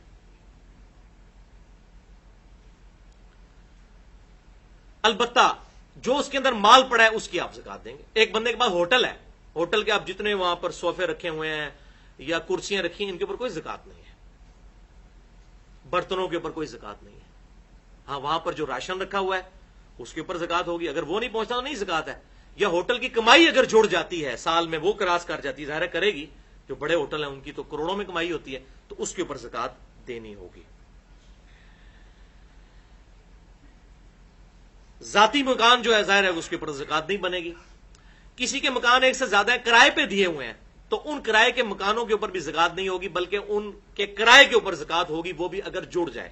اگر اس کرائے کو آپ خرچ کر کے اس سے اپنے گزر بسر کر رہے ہیں پھر آپ اس پہ بھی زکات نہیں دیں گے.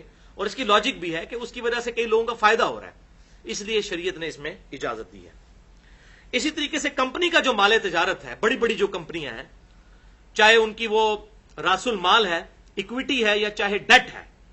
ڈیٹ کا معاملہ ڈفرنٹ ہوگا. اکویٹی جو اس نے اپنی بیچ میں اپنا مال لگایا ہوا ہے، اس مال کے اوپر بھی اس نے زکات دینی ہے. اگر اس نے قرضہ وغیرہ اٹھایا ہوا ہے تو اس ڈیٹ کو اس میں سے مائنس کر دیں گے، وہ آگے میں طریقہ بھی بتا دوں گا انشاءاللہ. لیکن جو اس کا اپنا راس المال ہے، اکویٹی اس کے اندر جو اس کی لگی ہوئی ہے 10 کروڑ یا 20 کروڑ، اس کے اوپر اس نے زکات نکالنی ہوگی.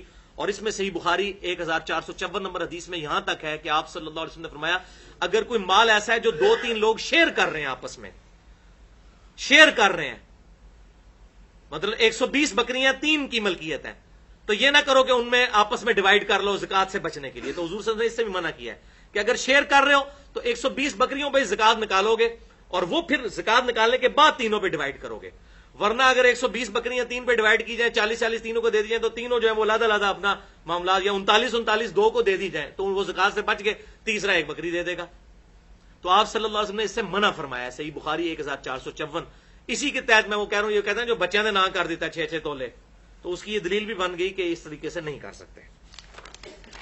علمی پوائنٹ نمبر 6 وہ ہے بھائیو کمرشل پلاٹ سے ریلیٹڈ. جو پلاٹس آپ نے بیچنے کی غرض سے خریدے ہوئے ہیں یا اپنی جمع پونجی زیور کی شکل میں، سونے کی شکل میں نہیں بلکہ پلاٹس کی شکل میں رکھی ہوئی ہے. آج کل تو ماشاءاللہ پاکستان میں پراپرٹی کا کام بڑے عروج پہ ہے، خصوصاً ہمارے اسلام آباد میں تو پلاٹ آپ لیں 40 لاکھ روپے کا پلاٹ لیتے ہیں تو تقریباً 4 مہینے کے بعد وہ 60 لاکھ کا اور پھر 1 کروڑ کو بھی تجاوز کر جاتا ہے.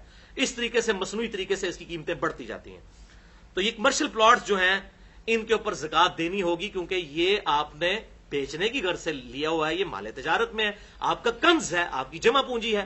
ورنہ تو اگر میرے پاس 40 تولے سونا ہے تو میں زکات سے بچنے کے لیے وہ بیچ کے ایک پلاٹ لے لوں، میں کہوں جی اس پلاٹ میں گندم وغیرہ تو اگاتا نہیں ہوں، لہٰذا میرے پہ عشر کوئی نہیں، زکات ہی کوئی نہیں. وہ زرعی زمین کے لیے ہے، اس پہ نہیں ہے. لیکن جو کمرشل پلاٹس ہیں جو آپ نے بیچنے کی غرض سے لیے ہوئے ہیں، سوائے اس پلاٹ کے جس پہ آپ نے اپنا ذاتی مکان بنانا ہے، ذاتی مکان چونکہ ضروریات اصلیہ ہے اس پہ زکات نہیں ہوگی. باقی جو پلاٹس آپ نے اپنی جمع پونجی رکھی ہوئی ہے اس کے اوپر آپ نے زکات نکالنی ہوگی. اور وہ بھی ہر سال آپ کیلکولیٹ کریں گے اس کی قیمتیں فروخت کے اعتبار سے، زبانی کلامی قیمت نہیں. ویسے وہ کہتے ہیں جی جناب تہاڈا پلاٹ جناب 1.5 کروڑ کا ہو گیا ہے، بیچنے جائیں تو 1 کروڑ 10 لاکھ بھی مشکل سے ملتا ہے. تو بالکل جب بیچنے والی جو قیمت ہے نا اس کے اوپر 1.5 کروڑ کے اوپر زکات نہیں دیں گے. پھر اگر 1 کروڑ کا بک رہا ہے تو 1 کروڑ کے اوپر زکات دینی ہوگی. اس میں یہ آسانی ہو سکتی ہے کہ جب آپ پلاٹ بیچ لیں اس کے بعد 2-3 سال آپ نے جتنے پلاٹ رکھا ہے اتنے سال کی زکات بعد میں بھی نکالی جا سکتی ہے اگر کوئی شخص اتنی رقم نہیں رکھتا. اس میں ایک اجازت موجود ہے. علمی پوائنٹ نمبر 7 وہ ہے قرض کی زکات کا مسئلہ. آپ نے کسی کو قرض دیا، مالک تو آپ ہی ہیں بھائی. اب وہ کہتے ہیں جی میں نے تو اس کو دیا ہوا ہے. بھائی وہ تو پہلے ہی مقروض ہے، اس کے کھاتے میں کیوں زکات ڈال رہے ہیں؟ زکات تو آپ نے دینی ہے.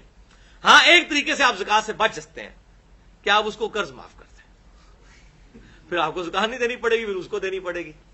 تو یا تو یہ ہمت کریں. وہ کہتے ہیں جی وہ قرض دیا ہوا ہے جی وہ تو اس بندے نے، نہیں بھائی مالک آپ ہیں، آپ زکات دیں گے. وہ کیسے زکات دے گا؟ وہ تو پہلے ہی مقروض ہے، وہ تو نکالے گا اپنے میں سے، آپ نے زکات دینی ہے. اچھا اسی طریقے سے اگر کسی نے ایسے بندے کو قرض دیا کہ جس سے اس کو ملنے کی امید ہی نہیں تھی، تو اس نے کہا یہ تو تقریباً میں نے ڈبو ہی دیا مال. ایسی بھی صورتحال ہو سکتی ہے، اکثر ایسے ہی ہوتا ہے اور اس کے ذہن میں کہ ایسا ہی ہوگا، تو پھر وہ انتظار کرے، اگر جب مال ملے اس وقت پھر وہ زکات دے دے. اس کو یہ آسانی ہے اس معاملے میں. ادروائز وہ زکات نہ دے، کیونکہ وہ تو اب پہلے ہی طے کر چکا ہے کہ یہ مال مجھے تو واپس کوئی نہیں ملنا. تو پھر وہ زکات بے شک اس کی ادا نہ کرے، لیکن جب اس کو مل جائے پھر اس وقت ادا کرے، پچھلے سالوں کی بھی نکال کے. اسی طریقے سے اگر کسی کا مال ایسا ڈوب گیا ہے کہ اسے 100% یقین ہے کہ یہ مال نہیں ملے گا،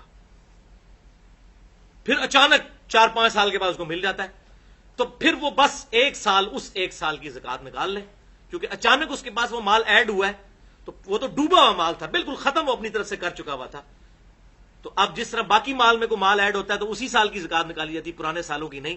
تو اس ایک سال کی نکالے، اس کے بعد وہ اس زکات کو شروع کر دے. علمی پوائنٹ نمبر 8 وہ ہے بھائیو جی پی ایف، گورنمنٹ کا provident fund, government provident fund G P F, اس پہ زکات کا مسئلہ.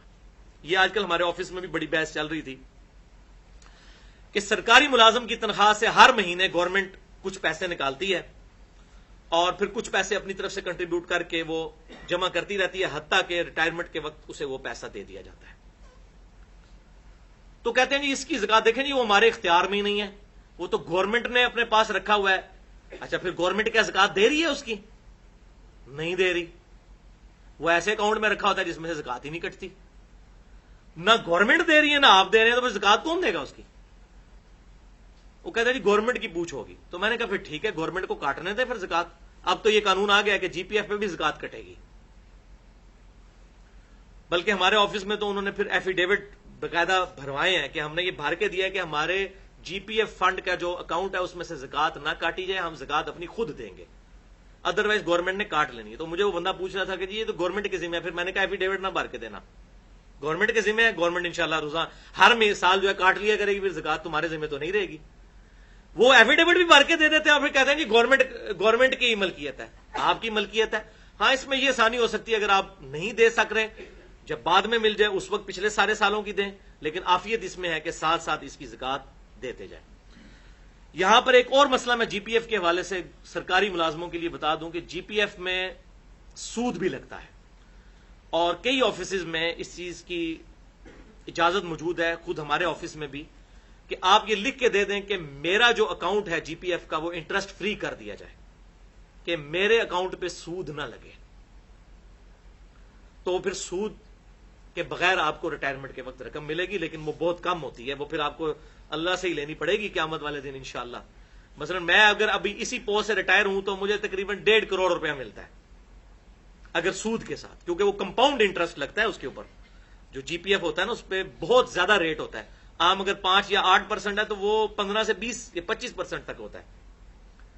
لیکن اس طریقے سے مجھے 10 لاکھ روپے ملے گا، اور 10 لاکھ اور 1.5 کروڑ کی آپس میں کیا نسبت بنتی ہے؟ لیکن اللہ تعالیٰ اس 10 میں بھی برکت دے تو بہت برکت ہے. تو ہم نے تو بھائیو اکثر ہمارے آفس میں لوگوں نے ایفیڈیوٹ بھر دیا ہے کہ ہمارا انٹرسٹ فری کر دیا جائے جی پی ایف. پھر لوگ کہتے ہیں نہیں جی یہ تو گورنمنٹ تحفہ دے رہی ہے. ابھی مولوی بھی ہے نا فتوے دینے والے، وہ کہتے ہیں جی تانوں کیا ہے، جو اکھاں بند کر لو کبوتر آٹھ، گورنمنٹ دے رہی ہے لے لو. یار ہمیں تو پتہ ہے اس بات کا. کہتے نہیں جی نہیں آپ ہم بچ سکتے ہیں جہاں وہ پھر اور بہانے بناتے ہیں. وہ کہتے ہیں جی دیکھو جی یہ جو تسی کرتا پایا ہے نا جی، یہ کرتا بھی جس مشین پہ بنا ہے وہ بھی سود پہ آئی ہوئی ہے، تو سود تو آپ تک پہنچ رہا ہے. یہ اکثر لوگ کہتے ہیں. اور جس سود کا دھواں تو پہنچ ہی رہا ہے، تو ڈائریکٹ بھی کھا لیا جائے تو کیا ہے؟ اس کا پھکی والا جواب، اینٹی وینم، لاجیکل آنسر، الزامی جواب بھی لے لیں. ان کو یہ کہیں کہ الحمدللہ ہم اپنے اس ایٹماسفیئر کے اندر ہزاروں جراثیم انہیل کرتے ہیں کہ نہیں؟ جتنی بار سانس لیتے ہیں یہ چلتے ہوئے کتنے جراثیم اندر جا رہے ہیں، دھواں پہنچ رہا نا. تو ان کو کہیں یہ امرود کیڑوں والے آپ کے سامنے رکھتے ہیں، آپ اس کو کھولیں کیڑے موٹے موٹے نظر آئے لیکن آپ کھا لیں، اتنے جراثیم بھی کھا رہے ہیں نا تو کیڑوں والے امرود بھی کھا لیں، خیر ہے. کیا ہے؟ سود کا دھواں پہنچ ہی رہا نا، ڈائریکٹ بھی کھا لیں تو خیر ہے. تو ادھر کہیں گے نہیں نہیں نہیں اس سے تو بچ سکتے تھے. تو بھئی جہاں جہاں بچیں گے وہاں بچنا فرض ہے. لا یکلف اللہ نفسا الا وسعها، اللہ تعالیٰ کسی جان کو اس سے زیادہ نہیں آزماتا جتنی اس کی طاقت ہے. ہماری طاقت نہیں ہے اس معاملے میں بچنے، لیکن جہاں جہاں ہم بچ سکتے ہیں وہاں وہاں سود سے بچنا ضروری ہے. والعیاذ باللہ تعالی. لہٰذا یہ مسئلہ بھی میں نے الحمدللہ کلیئر کر دیا. علمی پوائنٹ نمبر 9، اور وہ ہے بھائیو بینک کی کاٹی ہوئی زکات کا مسئلہ. یکم رمضان کو پاکستان کے اندر تو ہمارے بینک جو ہیں وہ سیونگ اکاؤنٹ سے زکات کاٹ لیتے ہیں. اسی لیے لوگ 1-2 دن پہلے پیسے نکلوا لیتے ہیں اور ٹھیک کرتے ہیں، کیونکہ ہمیں اعتماد نہیں ہوتا اپنی گورنمنٹ پہ کہ زکات صحیح جگہ لگے گی. یہ نہیں ہے کہ نہیں لگتی، لگتی بھی ہے، نہیں بھی لگتی ہے، مکس ہے معاملہ، ڈیفینیٹ فتوا تو نہیں لگا سکتے. تو بینک اگر زکات کاٹ لے کسی کے مال میں سے اور وہ اسلامی حکومت ہو، اب اگر آپ وہ آئیڈیل اسلامی حکومت بتاتے ہیں وہ تو خلفائے راشدین کے بعد ختم ہو چکی ہے. اسلامی حکومت سے مراد جس طرح اب نارمل اسلامی ملک ہے، پاکستان ہے، سعودی عرب ہے، ایران ہے، اس طرح کے اسلامی ملک اگر یہ زکات کاٹ لیں تو آپ کی زکات ادا ہو جائے گی. وہ زکات جہاں پر لگاتے ہیں اگر وہ بیچ میں سے کھا جاتے ہیں، ہمیں تو نہیں پتا، لگاتے بھی ہیں. اب یہ پاکستان کے اندر یہ پچھلی گورنمنٹ نے بے نظیر انکم سپورٹ پروگرام شروع کیا تھا، اس گورنمنٹ نے اس کا نام چینج کر کے اس کو 120 ارب تک لے گئے ہیں. ڈائریکٹ لوگوں کو 1000 روپیہ 2000 روپیہ مہینے کی سپورٹ ہوتی ہے. اچھا ایک پروگرام انہوں نے شروع کیا، اس ذریعے سے لوگوں تک مال بہرحال پہنچ رہا ہے. اور ہمارے محلے میں بھی ایسے لوگ ہیں جن کو یہ پیسے ملتے ہیں، ہم کیسے کہیں گے زکات نہیں لگتی صحیح جگہ پہ جا کے؟ تو ظاہر ہے یہ مال اسی میں سے یہ ریونیو جنریٹ ہوتا ہے. بہرحال اگر ٹوٹی پھوٹی یہ جو ہماری اسلامی حکومتیں ہیں یہ بھی اگر زکات کاٹ لیں تو ہو جائے گی، لیکن بہتر یہ ہے کہ آپ اپنی زکات خود ادا کریں. اور اس میں ظاہر ہے زیادہ حق قریبی رشتہ داروں کا ہے تو وہ اسی صورت میں ہوگا کہ آپ خود ادا کریں. تو دونوں صورتوں میں اس میں کوئی فتویٰ نہیں لگے گا، جائز ہے دونوں صورتیں. علمی پوائنٹ نمبر 10، یہ ذرا کڑوی بات ہے بھائیو، اور وہ ہے ٹیکسز کا مسئلہ کہ گورنمنٹ ہمارے ٹیکس کاٹتی رہتی ہے. بجلی کے بل کے اوپر بھی ٹیکس، انکم کے اوپر بھی ٹیکس، ایک صابن کی ٹکیا کے اوپر بھی ٹیکس، ٹھیک ہے، ہر چیز کے اوپر گورنمنٹ ہم سے ٹیکس کاٹتی ہے. اب ظاہر ہے کہ یہ جو حکومت کا نظام ہے، چاہے وہ فوجیوں کی تنخواہیں ہوں یا یہ سڑکیں بنانا ہو، پل بنانا ہو، اس طریقے سے ویلفیئر کے کام کرنے ہوں، ایئرپورٹس بنانے ہوں، ریلوے اسٹیشن بنانے ہوں، یہ سارا مال ظاہر ہے حکومت ٹیکسز کے ذریعے ہی کرتی ہے. اور جو اسلامی حکومت ہے اس میں 3 ہی سورسز ہیں مال کمانے کے. نمبر 1 زکات، نمبر 2 جزیہ جو آج تقریباً ناپید ہو چکا ہے، یعنی غیر مسلم رہتے ہوں تو وہ اپنی حفاظت کے لیے مسلمانوں کو سالانہ 4 دینار سونے کے دیں گے جزیہ. اور نمبر 3 مال غنیمت، کہ اگر کبھی کافروں کے ساتھ قتال ہو اور اس میں جو مال آئے. یہ 3 سورسز اسلامی حکومت کے دنیا کا نظام اپنے نظام حکومت چلانے کے لیے، چاہے اس میں امام مسجد کی تنخواہیں ہوں یا فوجیوں کی تنخواہیں ہوں یا سڑکیں بنانا ہو یا نیو بارن جو بیبی ہیں ان کے جو ہے وہ ان کے لیے ویلفیئر اسٹیٹ بنانا ہو، جیسے سیدنا عمر فاروق رضی اللہ تعالیٰ عنہ کے مبارک دور میں تھی. تو یہ سارا سورس جو ہے وہ ان چیزوں سے پورا ہوگا. اب یہ اجتہادی مسئلہ ہے کہ ہماری گورنمنٹ بھی جتنے یہ کام ویلفیئر کی کرتی ہے وہ ٹیکسز کے ذریعے کرتی ہے. تو اگر کوئی شخص اپنا ایگزیکٹ ٹیکس کیلکولیٹ کرتا ہے سال کا کہ اتنا ٹیکس گورنمنٹ میرا کاٹ چکی ہے، تو یہی وہ زکات تھی جو میں نے گورنمنٹ کو دینی تھی، اس نے رفاع عامہ کے کام کرنے تھے. اور رفاع عامہ کے جو کام ہے اس میں امیر غریب کا فرق نہیں ہوتا. اگر گورنمنٹ کوئی کنواں کھدوائے گی نا تو یہ نہیں کہ جو زکات کا مستحق ہے وہ صرف اس میں سے پانی پی سکتا ہے، دوسرا بھی پی سکتا ہے. یہ جنرلائز ہوتی ہیں چیزیں. تو وہ اگر اپنا ٹیکس مائنس کر دے اس زکات میں سے، ٹیکس اس کا کٹا ہوا ہے سپوز 40,000 اور زکات اس کی بنتی ہے 1,40,000، تو وہ کہ نہیں میں اب 1 لاکھ دوں گا، 40,000 گورنمنٹ آلریڈی کاٹ کے لگا چکی ہے. تو اجتہاداً اس میں کوئی حرج نہیں ہے.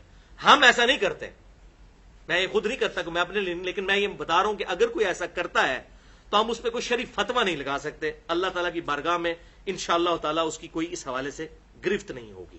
بہرحال احتیاط اسی سائڈ پہ ہے کہ ٹیکسز کی مد میں جو کٹا ہوا مال ہے اس کو زکات کے طور پر نہ ٹریٹ کیا جائے. لیکن اگر کوئی کر لیتا ہے تو اس میں کوئی ایشو نہیں ہوگا. لاجیکلی یہ بات سمجھ میں آنے والی ہے. علمی پوائنٹ نمبر 11، کن کن چیزوں پر زکات فرض نہیں ہے. تو وہی اسٹینڈرڈ حدیث بخاری اور مسلم کی متفق علیہ حدیث، بخاری میں 1464، مسلم میں 2273، کہ مسلمان کے گھوڑے اور غلام کے اوپر زکات نہیں ہے. ضروریات اصلیہ کی جو چیزیں ہیں اس پر زکات نہیں ہے.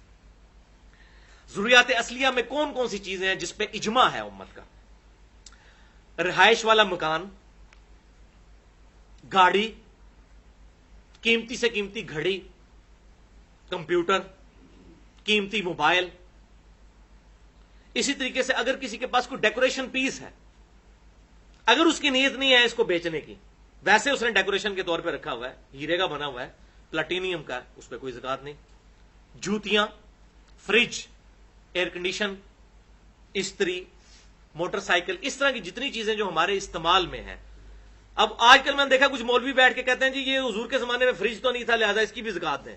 خدا کے لیے آج کے دور کے اعتبار سے دیکھا جائے گا کہ اس وقت لوگوں کا رہن سہن کیا ہے. پھر لوگ کہتے ہیں جی فلاں کے پاس تو فریج بھی ہے, اس کے پاس موٹر سائیکل بھی ہے, تو اس پہ تو زکات نہیں لگتی. او بھائی کیوں نہیں لگتی زکات؟ آج کل کی تو بیسک نیڈز ہیں. اگر وہ غریب ہے, چاہے اس کے پاس موٹر سائیکل بھی ہے, زکات لگے گی اس کے اوپر, اگر وہ اس معاملے میں وہ آگے میں بتا بھی دیتا ہوں انشاءاللہ. البتہ جو مکان فالتو ہیں ان کے کرائے کے اوپر آپ نے زکات دینی ہوگی اگر جڑ جائے. ادروائز اگر اس سے آپ کھا رہے ہیں, جیسے اسلام آباد میں کہا جاتا ہے کروڑ پتی غریب ہے.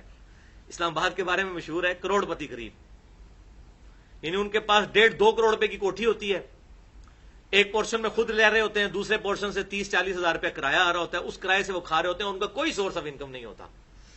تو وہ کروڑ پتی غریب, کروڑوں کے مالک ہیں لیکن غریب ہیں, اسی کرایے سے کھا رہے ہوتے ہیں.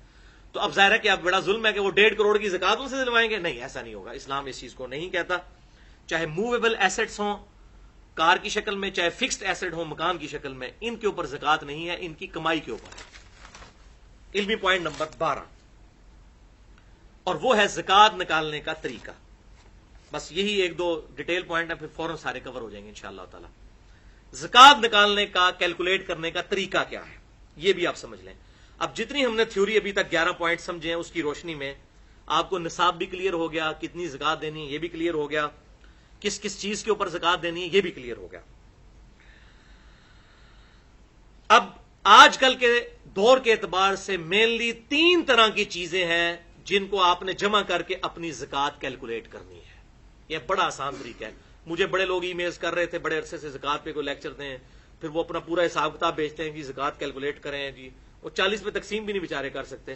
میں مطلب میرے لیے بڑی مصروفیت ہوتی ہے, میں نہیں یہ سارے معاملات لے کے چل سکتا, لہٰذا میں نے اب یہ میں آپ کو جنرلائز بتانے لگوں. یہ بڑا آسان طریقہ ہے زکات کو کیلکولیٹ کرنے کا. مینلی 3 طرح کی چیزیں. نمبر 1 سونا, چاہے وہ ٹکی کی فارم میں ہو یا ان زیورات کی فارم میں ہو جو آپ نے کنز بنا کر جوڑ کے رکھے ہوئے برے وقت کے لیے. نمبر 2 کرنسی,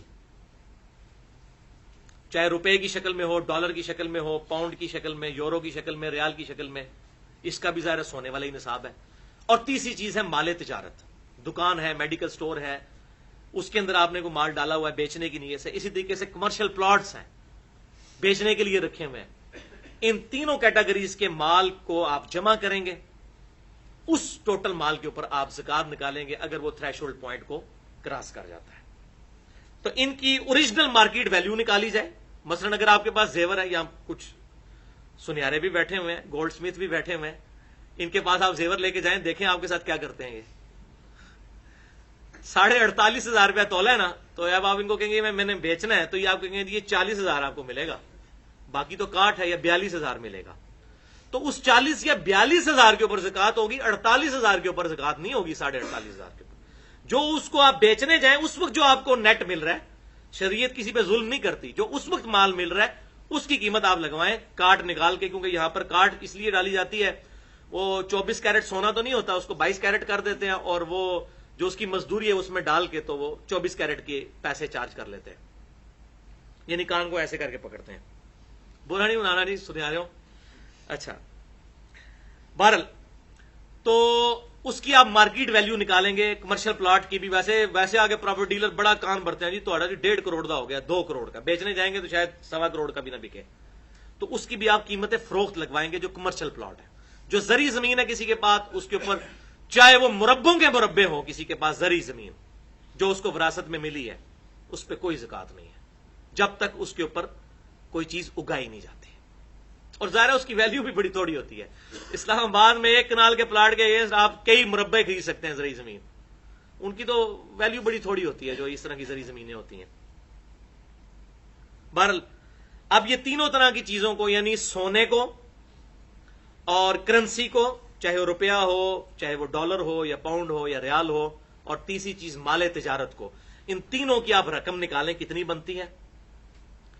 ان تینوں کو جمع کرنے کے بعد پھر اس کو 40 پہ تقسیم کریں, اور جو جواب آئے وہ آپ زکات دیں گے.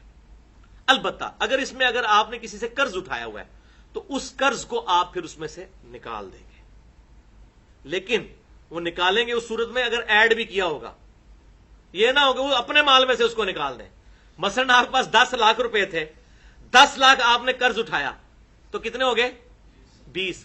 تو 20 میں سے 10 نکالیں گے, اپنے 10 میں سے 10 نکال کے 0 نہیں کر دینا.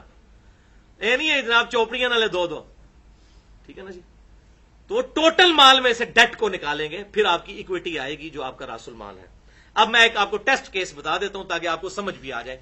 ایک میں نے فرضی کیس بنایا کہ ایک بندے کے پاس 4 تولے سونا ہے.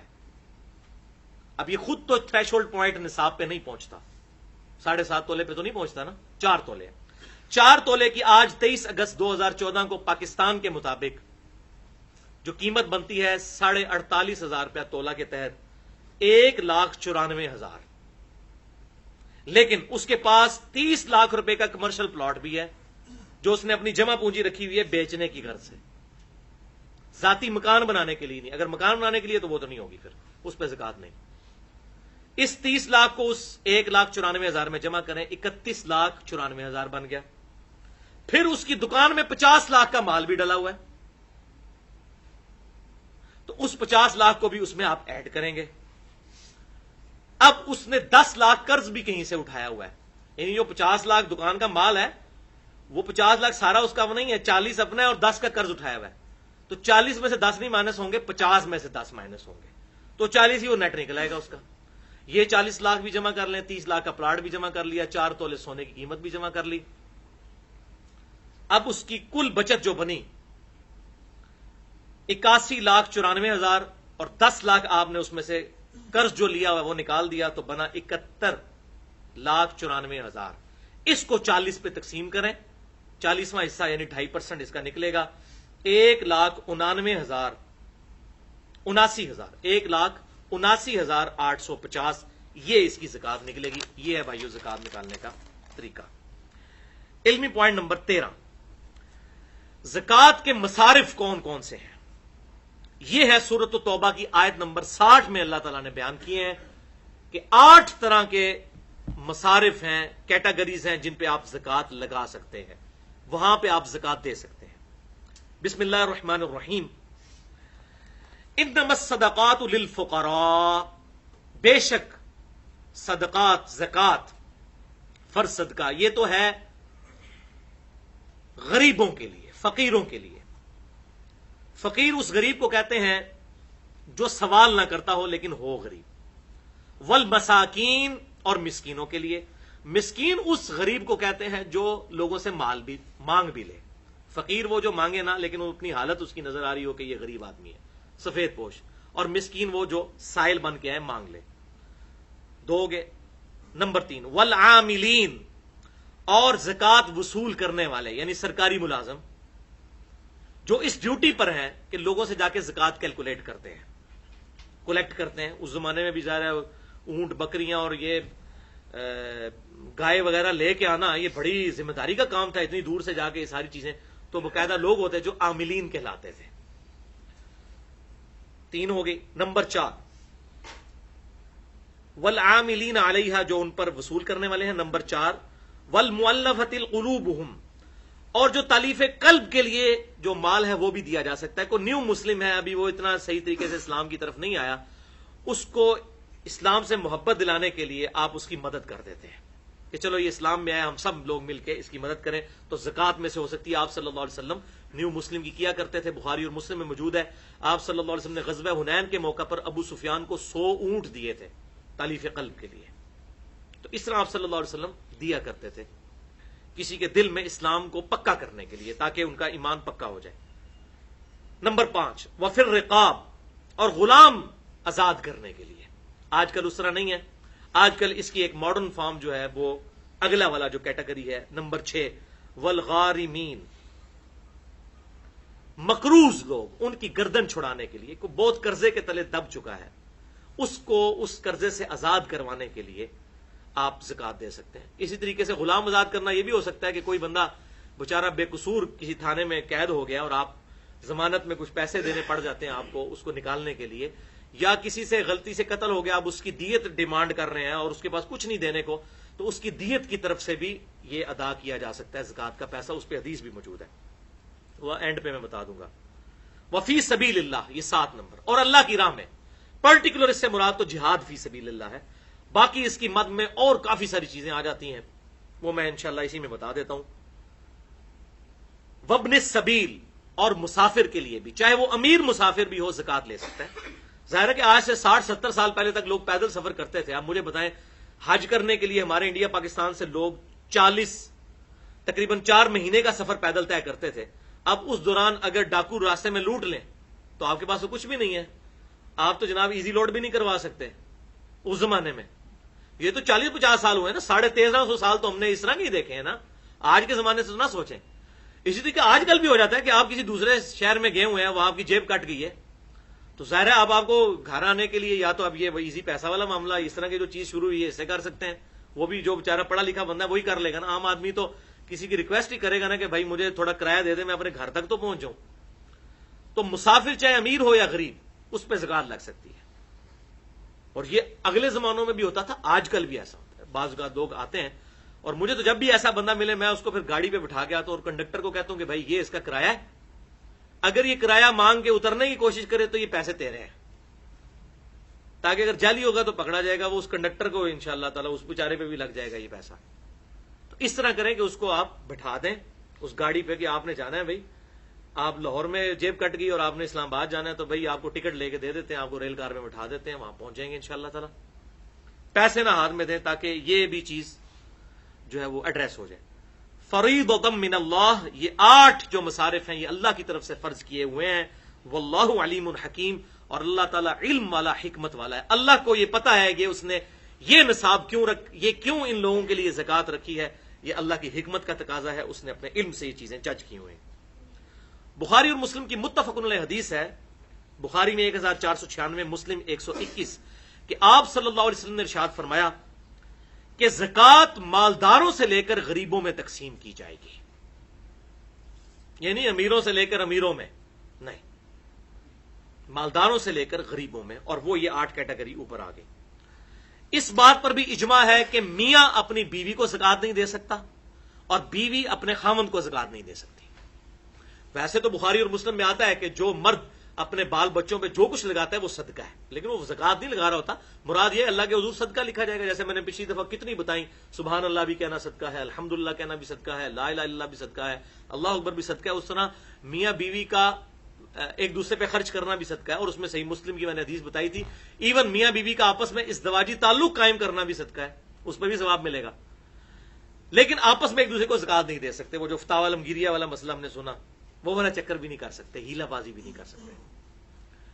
اسی طریقے سے اس پہ بھی اجماع ہے کہ اولاد کو زکات نہیں دی جا سکتی، اولاد اپنے ماں باپ کو نہیں دے سکتی۔ ماں باپ میں اس کے اپنے ماں باپ بھی شامل ہیں، دادی دادا بھی شامل ہیں، اور نانی نانا بھی شامل ہیں، یعنی آپ خود جس کی اولاد ہے یا جو آپ کی نسل سے ہے ان کو آپ ڈائریکٹ زکات نہیں دے سکتے، لیکن بہن بھائیوں کو آپ زکات دے سکتے ہیں، اور سب سے افضل زکات یہی ہے۔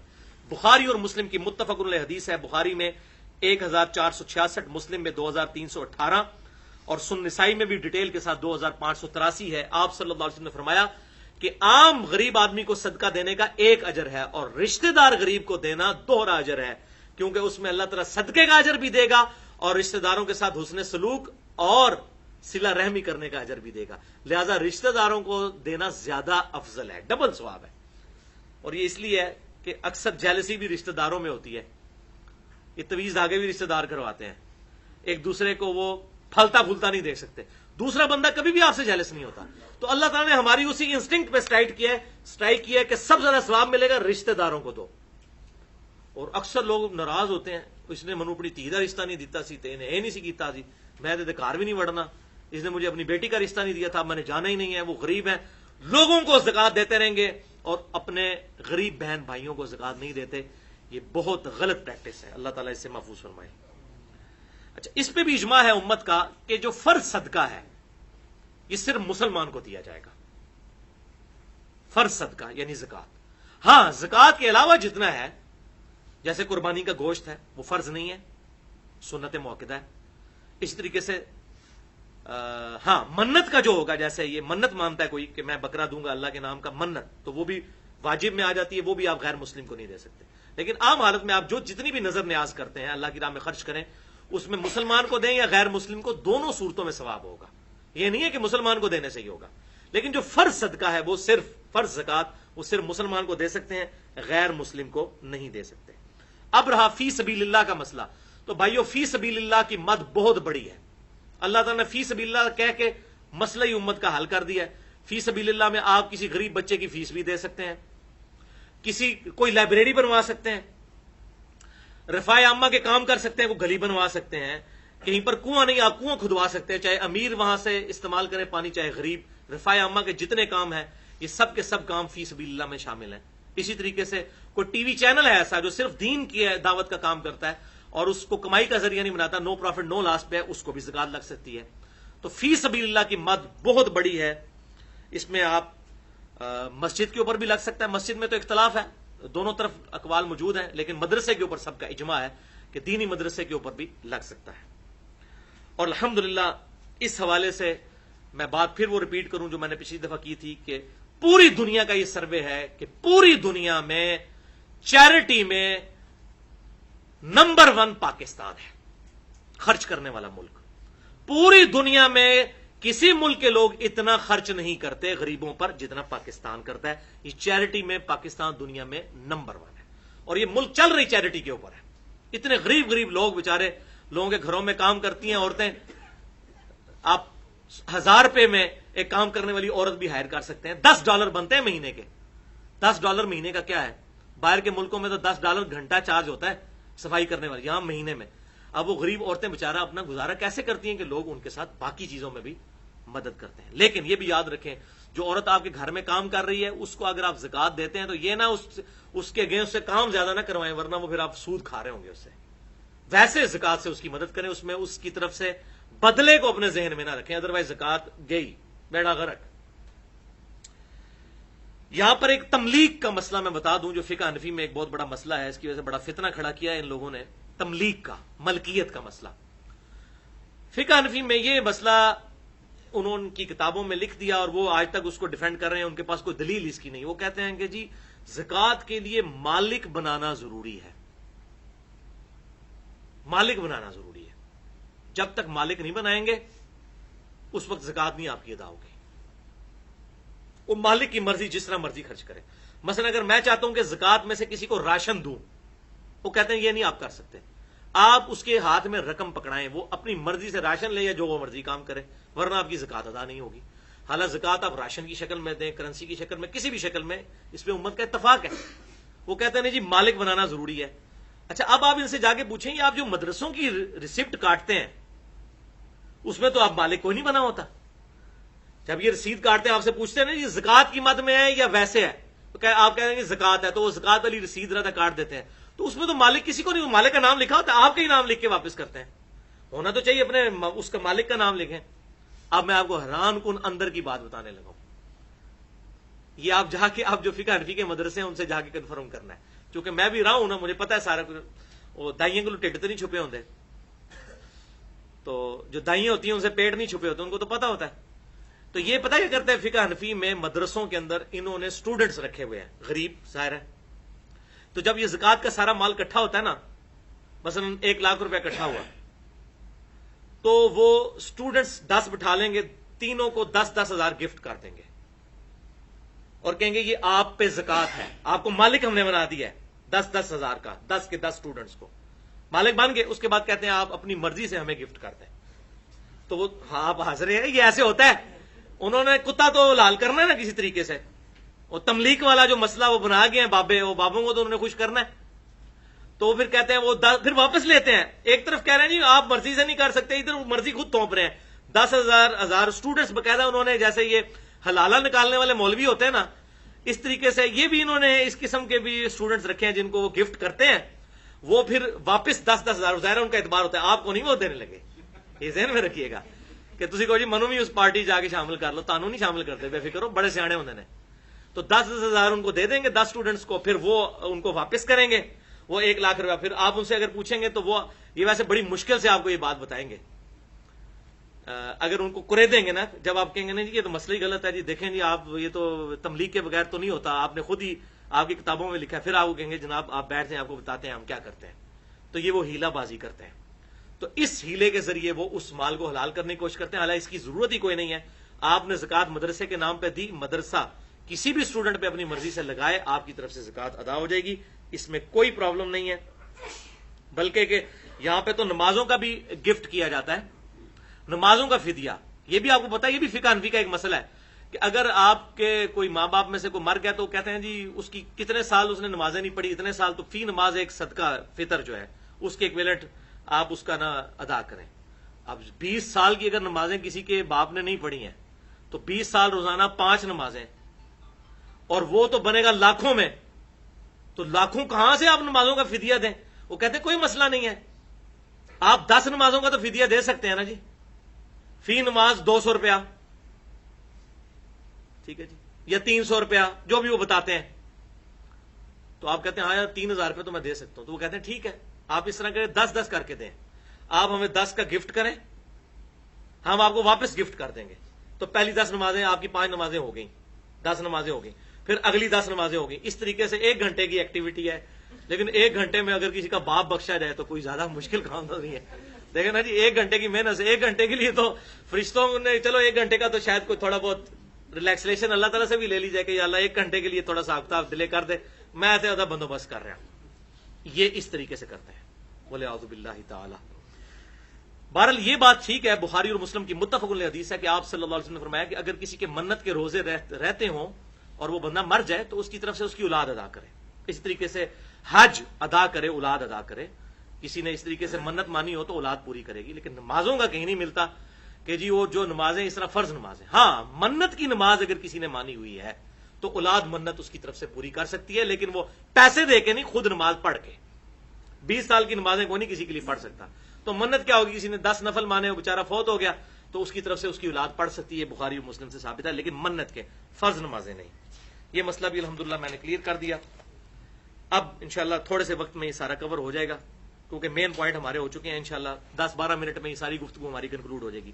علمی پوائنٹ نمبر 14، اور وہ ہے کہ کن کن کو زکوٰۃ نہیں لگتی، کون ایسے لوگ ہیں. اور مینلی اس میں ہے سید،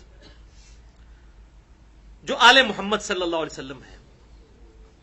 اور وہ غدیر خم کی حدیث جو صحیح مسلم میں 4 حدیثیں اوپر تلے، 6225 سے لے کر 6228 تک، اس کے اینڈ پہ آتا ہے کہ آپ صلی اللہ علیہ وسلم نے کہ صحابی زید ابن ارکم نے بتایا کہ آل محمد کون ہے؟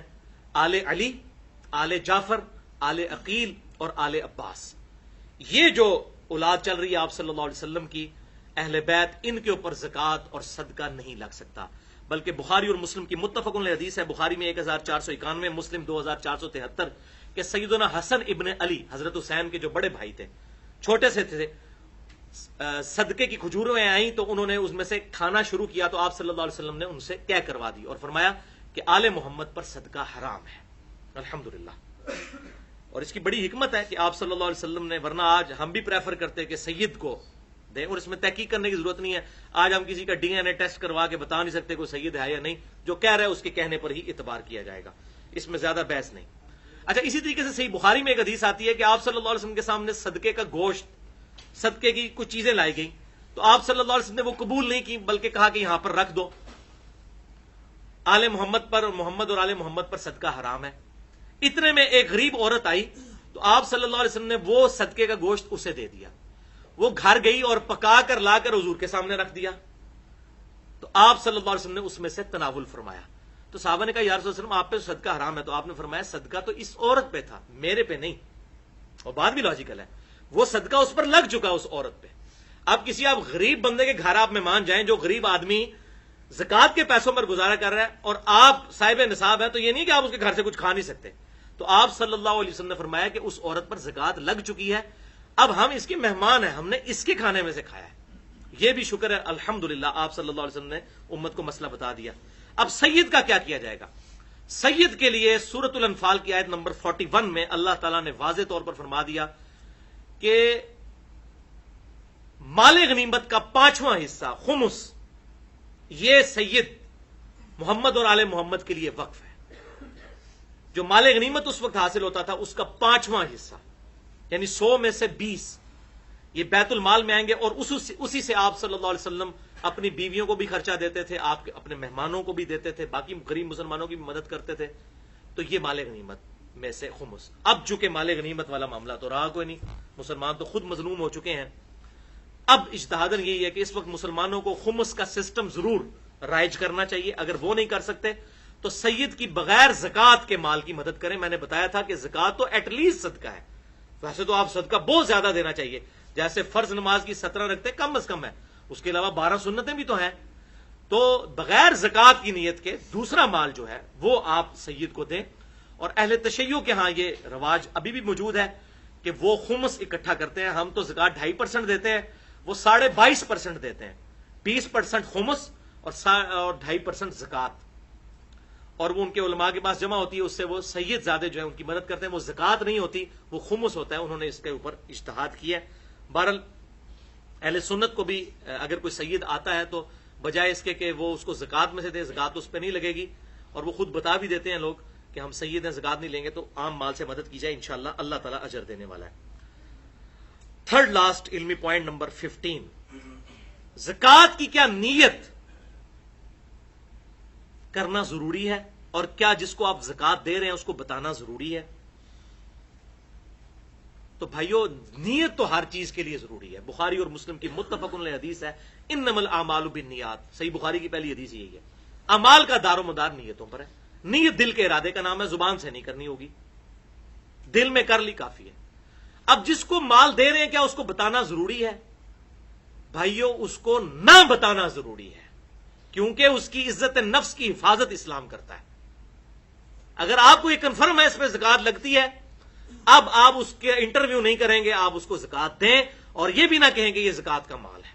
کسی بھی طریقے سے اس کو گفٹ کر کے دے دیں تاکہ اس کی عزت نفس کی حفاظت رہے اور ریاکاری بھی نہ ہو. ریاکاری سے بھی بچنا چاہیے. اچھا, اس حوالے سے سورۃ البقرہ کی آیت نمبر 262 سے 266 تک پوری ڈیٹیل ہے. ایک صفحے کی تقریباً یہ آیات ہے قرآن پاک میں, آپ پڑھ لیں 262 سے 266 تک, کہ اللہ تبارک و تعالیٰ نے ارشاد فرمایا کہ وہی صدقہ اللہ تعالیٰ قبول کرتا ہے کہ جس کو صدقہ اور خیرات کرنے کے بعد کسی پر احسان نہ جتایا جائے. پھر ساتھ ارشاد فرمایا کہ اپنے صدقہ اور خیرات کو بعد میں احسان جتا کر ضائع مت کرو, اس سے بہتر ہے تم کسی سے اچھی بات کر لو. بجائے مالی مدد کرنے کے اگر اچھی بات کر لو وہ تو اللہ کے حضور قبول ہو جائے گی, لیکن جس مال کو دے کر اس کو بعد میں اذیت دی, احسان جتایا, تو یہ اللہ تعالیٰ قبول نہیں کرے گا. اور پھر آگے ارشاد فرمایا مثال دے کر کہ ایک چٹیل پتھر ہو, بالکل پلین پتھر, اس پر مٹی ہو, اور اس پر تیزی سے آ کر بارش پڑے تو تھوڑی دیر کے بعد اس پر مٹی کا نام و نشان نہیں رہے گا. بالکل اس طریقے سے تمہارے صدقہ اور خیرات ضائع ہو جائیں گے اگر تم نے بعد میں کسی پر احسان جتایا یا یہ ریاکاری والا معاملہ کیا. بولے اعوذ باللہ تعالی. اور مسند امام احمد میں حدیث ہے انٹرنیشنل نمبر کے مطابق 17,180, مشکات میں 5,231 نمبر, کہ آپ صلی اللہ علیہ وسلم نے ارشاد فرمایا جس نے دکھلاوے کے لیے نماز پڑھی اس نے شرک کیا, جس نے دکھلاوے کے لیے روزہ رکھا اس نے شرک کیا, اور جس نے دکھلاوے کے لیے صدقہ اور خیرات کیا اس نے شرک کیا. استغفر اللہ. اور صحیح مسلم کی حدیث, بڑی مشہور حدیث ہے انٹرنیشنل نمبر کے مطابق 4,923, کہ قیامت والے دن اللہ کے حضور ایک شہید, ایک قاری اور ایک سخی کو پیش کیا جائے گا.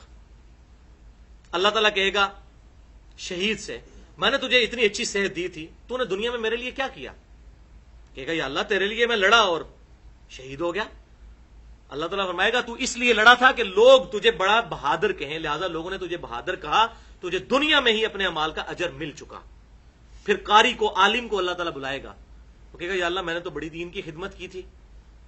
تو اللہ تعالیٰ فرمائے گا تو نے سب کچھ اس لیے کیا تاکہ لوگ تجھے کہیں بڑا عالم فاضل ہے, لہذا لوگوں نے بڑی تعریف کی تیری, بڑے بڑے لگایا جناب زبدت الفاضل اور شیخ المحدثین اور شیخ جو ہے وہ قرآن, یہ ساری چیزیں تیری بڑی خواہش تھی نا, لگ گئی تیرے مرنے کے بعد بھی. حافظہ اللہ اور رحمہ اللہ اور جناب دامت برکاتہم العالیہ اور پتہ نہیں کیا مدہ ذلہ عالیہ, پتہ نہیں کیا کچھ, تو یہ سارا کچھ اتنے ٹائٹل جو تو ہیں تغمے لے چکا ہے نشان حیدر کے دنیا میں. اور اسی طریقے سخی کو بلایا جائے گا کہ یا اللہ میں نے تو اتنا تیری مال میں خرچ, تیری راہ میں خرچ کیا, میں نے تو مسجد میں جب ٹوٹیاں لگوائی اس کے اوپر باقاعدہ پلیٹ لگوائی تھی کہ یہ میں نے لگوائی ہے, اب بھی تجھے یقین نہیں آیا یا اللہ. اعوذ باللہ تعالی. یہ ان بریکٹس ہے. اللہ تعالیٰ فرمائے گا یہ سب کچھ تو نے اس لیے کیا کہ لوگ تجھے کہیں بڑا نیکوکار ہے, اور لوگ باقاعدہ اعلان کرواتے ہیں, یہ فلانے چودھری صاحب نے دیتا ہے جی, یہ 10 دیجیے, ملک صاحب نے دیتا ہے جی, مرزا صاحب نے دیتا ہے, فلاں صاحب نے دیتا ہے. تو اللہ تعالیٰ فرمائے گا تیری دنیا میں بڑی تعریف ہوئی کہ بڑا سخی تھا. پھر آپ صلی اللہ علیہ وسلم ارشاد فرماتے ہیں اللہ تعالیٰ تینوں کو اوندا منہ کر کے دوزخ میں ڈال دے گا. वलियाउज़ बिल्लाहि ताला, अल्लाहुम्मा अजिरनी मिनन नार। सही मुस्लिम में एक और हदीस है 6543 कि आप सल्लल्लाहु अलैहि वसल्लम ने फरमाया, अल्लाह ताला तुम्हारी शक्लों और माल को नहीं देखता बल्कि दिलों और आमाल को देखता है। अगर दिल में सही नीयत है फिर ये अमाल कबूल है। शक्ल से, पगड़ी और दाढ़ी और तस्बीहों से, शलवार टखने ऊपर करके आप पब्लिक को तो बहुत अच्छा धोखा दे सकते हैं, अपनी खूबसूरत शक्लों से अल्लाह ताला को नहीं दे सकते, ना मैं ना आप। अल्लाह ताला शक्लों और माल को नहीं देखता, और हम देखते ही ये चीजें। कितने नूरानी बुजुर्ग हैं उसके साथ लग गए या माल की वजह से, और अल्लाह ताला फरमा रहा है नहीं, अल्लाह ताला दिलों और अमाल को, जिसके दिल में अच्छी नीयत होगी और उसके अमाल भी अच्छे होंगे। और एक और हदीस बुखारी और मुस्लिम की मुत्तफक़ुन अलैह हदीस है, बुखारी में 660, मुस्लिम में 2380, कि आप सल्लल्लाहु अलैहि वसल्लम ने इरशाद फरमाया, 7 लोगों को अल्लाह ताला के अर्श का साया नसीब होगा उस क़यामत के दिन जिस दिन कोई साया नहीं होगा सवाए अर्श के साये के। और उनमें 7वां फरमाया वो शख्स है जो दाएं हाथ से सदका करे और बाएं हाथ को खबर ना हो, यानी छुप कर सदका करे, रियाकारी के साथ नहीं, उसको अल्लाह के अर्श का साया मिलेगा। सेकंड लास्ट पॉइंट नंबर, इल्मी पॉइंट नंबर 16, वो है मकरूज। अगर कर्ज वापस ना करे तो क्या उसे ज़कात की मद में कटवाया जा सकता है? ये भी लोग करते हैं, अपना माल चलो डुबया तो है ना, चलो जी ज़कात भी अदा हो जाए। तो भाई इस पे इजमा है कि इस तरह नहीं हो सकता। आपने किसी को कर्ज देते वक्त अगर ज़कात की नीयत नहीं की थी तो ज़ाहिर ज़कात की नीयत की होती तो आप कर्ज ना दे रहे होते। अगर उस वक्त ये नीयत नहीं की थी, और ये भी डबल नीयत भी ना करें, उसमें भी एहतियात है कि जी वापस कर देता, ठीक ना किया तो ज़कात ही जी कट गया, इस तरह नहीं। ये लूली लंगड़ी ज़कात नहीं अल्लाह ताला को चाहिए।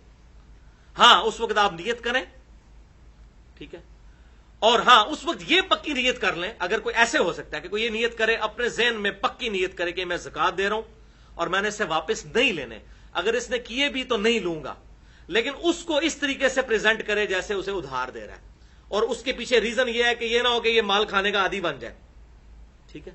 अगर इस नीयत से कोई किसी के साथ खैर ख्वाही करता है तो उसकी ज़कात जरूर अदा हो जाएगी।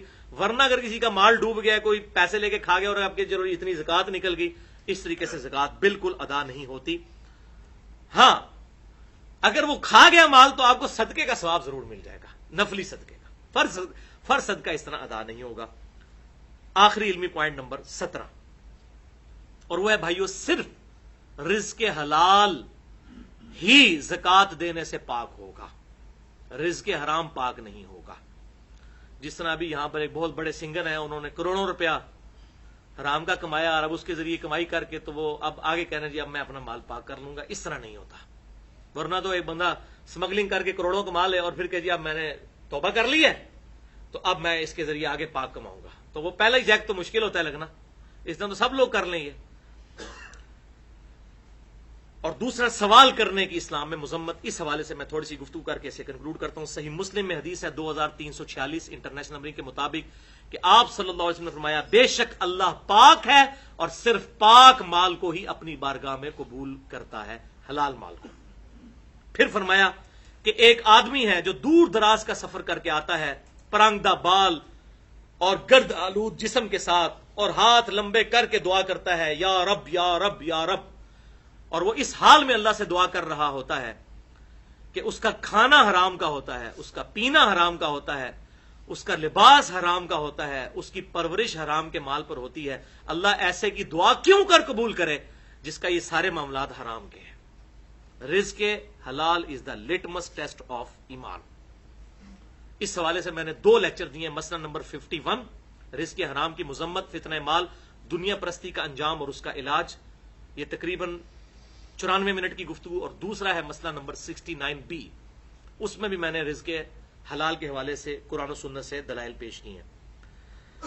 एक और हदीस बुखारी और मुस्लिम की मुत्तफकुन अलैह हदीस है, बुखारी में 1474, मुस्लिम में 2398, कि आप सल्लल्लाहु अलैहि वसल्लम ने इरशाद फरमाया, आदमी लोगों से मांगता रहेगा, यानी ये जो वैसे फकीर जाली बने होते हैं ना, प्रोफेशनल बेगर्स, उनके बारे में। आदमी लोगों से मांगता रहेगा यहां तक कि क़यामत के दिन अल्लाह के हुजूर इस हाल में पेश होगा कि उसके चेहरे पर गोश्त नहीं होगा। जो खाम खा लोगों से मांगता फिरता है, बाद लोगों को आदत पड़ जाती है, इस्लाम इसको कंडेम करता है। اور سنن ابی داؤد میں انٹرنیشنل نمبر کے مطابق 1627 اور سنن نسائی میں 2597 نمبر حدیث ہے کہ آپ صلی اللہ علیہ وسلم نے فرمایا جو شخص 40 درہم چاندی کا مالک ہو، اس کے باوجود وہ سوال کرے، تو وہ قرآن میں جو آیا نا کہ چمٹ کے سوال کرنے والے جو لوگ ہیں جن کو کنڈیم کیا گیا، وہ ان میں شامل ہے۔ تو اب یہ 40 درہم آج کل کے اعتبار سے تو بہت کم رقم بنتی ہے، لیکن میں نے بتایا اب چونکہ سونا ریفرنس ہے، اس وقت 1:7 کی نسبت تھی سونے اور چاندی کی، اب 1:65 کی ہے، تو لہٰذا میں نے اس کو آج کے دور کے اعتبار سے کیلکولیٹ کیا ہے 1.5 تولہ سونا، یعنی جس کے پاس 1.5 تولہ سونا یا اس کی مالیت جمع پونجی موجود ہو تو وہ کسی سے سوال نہ کرے جب تک کہ اس کو خرچ نہ کر لے، 1.5 سے کم آ جائے پھر وہ مانگ سکتے ہیں۔ صحیح مسلم میں ایک اور حدیث ہے 2399 کہ آپ صلی اللہ علیہ وسلم نے ارشاد فرمایا جو شخص مال بڑھانے کی خاطر لوگوں سے مانگتا پھرتا ہے تو وہ لوگوں سے آگ مانگ رہا ہے، اب اس کی مرضی ہے قیامت کے دن کے لیے جتنی آگ جمع کرنا چاہتا ہے، انگارے جمع کرنا چاہتا ہے، کر لے۔ بولے اعوذ باللہ۔ آپ دیکھ لیں پاکستان میں کئی بار یہ ڈاکومنٹریز چلتی ہیں پرائیویٹ چینلز پہ، کتنے فقیر ہیں، کروڑ پتی فقیر ہیں کراچی کے اندر، انہوں نے گھروں کتنی کوٹھیاں ہیں ان کی، انہوں نے پچاروز رکھی ہوئی ہیں، بڑی بڑی گاڑیاں رکھی ہوئی ہیں، اور ہے فقیر ہیں، مانگتے ہیں۔ ظاہر ہے فقیر تو کراچی کے جیسے بڑے شہر میں، اسلام آباد میں ہزاروں روپے کی دیہڑی لگا لیتے ہیں فقیر، تو بڑے بڑے امیر۔ تو اب یہ وعید بخاری اور مسلم کی جو میں نے بتائی پہلی حدیث اور پھر یہ مسلم شریف کی حدیث کہ اب اس کی مرضی ہے کہ جتنی وہ آگ جمع کر سکتا ہے کر لے، یہ جتنا کچھ مانگ رہا ہے۔ لیکن آپ کے پاس جو آیا آپ اس کو نہیں جانتے تو اس کو مت جھڑکیں، قرآن نے اس چیز کو اس سے منع کیا ہے۔ اگر آپ نے کچھ نہیں دینا تو بات نرمی سے اس سے کر لیں، یہ نہ کہیں کہ یار تم یہ سنو۔ ہاں جس کا آپ کو پتا ہے اسے پیار محبت سے سمجھائیں، اور یہی اسلام کی تعلیمات ہیں، اور یہی وہ آخری حدیث ہے جو میں نے اسلام کی فلسفی آپ کو بتانی تھی۔ یہ بہت امپورٹنٹ حدیث ہے، اسے زبانی یاد رکھیں اور لوگوں کو بتائیں۔ ویسے ہم نے یہ اپنے بچپن میں اسکول میں بھی حدیث پڑھی ہوئی ہے، لیکن یہ حدیث کا میں ریفرنس آپ کو دے دیتا ہوں، یہ آخر کے لیے میں نے رکھی تھی۔ سنن ابی داؤد میں 1641 اور سنن ابن ماجہ میں انٹرنیشنل نمبر کے مطابق 2198 اور مشکات میں بھی 1851 نمبر حدیث ہے کہ آپ صلی اللہ علیہ وسلم کے پاس ایک غریب انصاری آیا۔ یہ ون آف دا فیوریٹ حدیث ہے میری الحمدللہ۔ ایک غریب انصاری آیا، اس نے کہا یا رسول اللہ صلی اللہ علیہ وسلم میں غریب ہوں، مجھے کچھ کھانے پینے کو دیں، کچھ میری مدد فرمائیں۔ آپ نے فرمایا تیرے گھر میں کچھ ہے؟ اس نے کہا یا رسول اللہ صلی اللہ علیہ وسلم میرے پاس کچھ بھی نہیں ہے سوائے ایک ٹاٹ کے جو میں نیچے بچھا کے سوتا ہوں اور ایک پیالے کے۔ اب دیکھ لیں اس طرح کے غریب آپ کو آج کل ملیں گے؟ یہ غربت تھی صحابہ کرام علیہم رضوان کی، ایک پیالہ ہے اور ایک ٹاٹ ہے۔ آپ صلی اللہ علیہ وسلم نے اس کی مدد نہیں کی، آپ نے فرمایا وہ لے آؤ، وہ لے کر آیا۔ آپ صلی اللہ علیہ وسلم نے فرمایا کون ہے جو اس کو خرید لے؟ ایک صحابی کھڑے ہوئے، انہوں نے کہا یا رسول اللہ صلی اللہ علیہ وسلم میں 1 درہم میں خریدتا ہوں، ایک چاندی کے سکے میں۔ چاندی آج کل کی نہیں، اس زمانے کی جب بڑی مہنگی تھی۔ آپ صلی اللہ علیہ وسلم نے فرمایا کوئی اور خریدے، زیادہ قیمت لگائے اس کی، اب اس کی مدد کرنی تھی۔ ایک اور صحابی کھڑے ہوئے، انہوں نے کہا یا رسول اللہ صلی اللہ علیہ وسلم میں اسے 2 درہم میں خریدتا ہوں۔ تو آپ صلی اللہ علیہ وسلم نے اس کو وہ دے دیا اور 2 درہم لے کے اس کو دیے، اور اسے کہا کہ جاؤ اس سے جا کر ایک کلہاڑا خریدو۔ وہ شخص بازار سے جا کر کلہاڑا خرید کر لایا، تو آپ صلی اللہ علیہ وسلم نے اپنے مبارک ہاتھوں سے اس میں دستہ فٹ کیا۔ اللہ کبیرہ، آپ شفقت دیکھیں، حریص علیکم بالمؤمنین رؤوف رحیم۔ اپنے مبارک ہاتھوں سے اس کو کلہاڑے کا دستہ فٹ کر کے آپ صلی اللہ علیہ وسلم نے دیا اور فرمایا جا اس سے لکڑیاں جنگل کی کاٹ اور ان لکڑیوں کو اکٹھا کر کے اپنی گزر بسر کر۔ یہ اس بات سے بہتر ہے کہ تو لوگوں سے مانگتا پھرے۔ اور پھر فرمایا کہ 15 دن تک مجھے اپنی شکل نہیں دکھانی تم نے، یعنی یہ کام کرنا ہے میں نے تمہیں۔ جس طرح یہاں بھی لوگ کسی کو چنگچی لے کے دیتے ہیں، کسی کو ریڑی لے کے دی تو کہتے ہیں بھائی یہ تم کرنا ہے اب کام، یہ نہ ہو کہ جا کے پھر کھا لو پھر کسی اور سے مانگ لو، اس راس المال کو ہی ضائع کر دو۔ تو 15 دن کے بعد وہ شخص آپ صلی اللہ علیہ وسلم کی خدمت میں حاضر ہوا، تو اس کے پاس 10 درہم ہو چکے تھے، یعنی وہ 1 درہم اور پھر 10 درہم۔ تو آپ صلی اللہ علیہ وسلم نے اچھا وہ جو 2 درہم جو لیے تھے اس نے، آپ نے 1 درہم سے وہ کلہاڑا منگوایا اور 1 درہم کہا کہ گھر والوں کو کھانا خرید کے دو، یہ سکپ ہو گئی تھی بعد میں اس میں بتا دوں۔ 1 درہم سے وہ کلہڑا آیا تھا. پھر 15 دن کے بعد جب وہ آیا 10 درہم تھے تو پھر اس نے گھر میں غلہ بھی ڈلوایا اور گھر والوں کو کپڑے بھی لے کے دیے.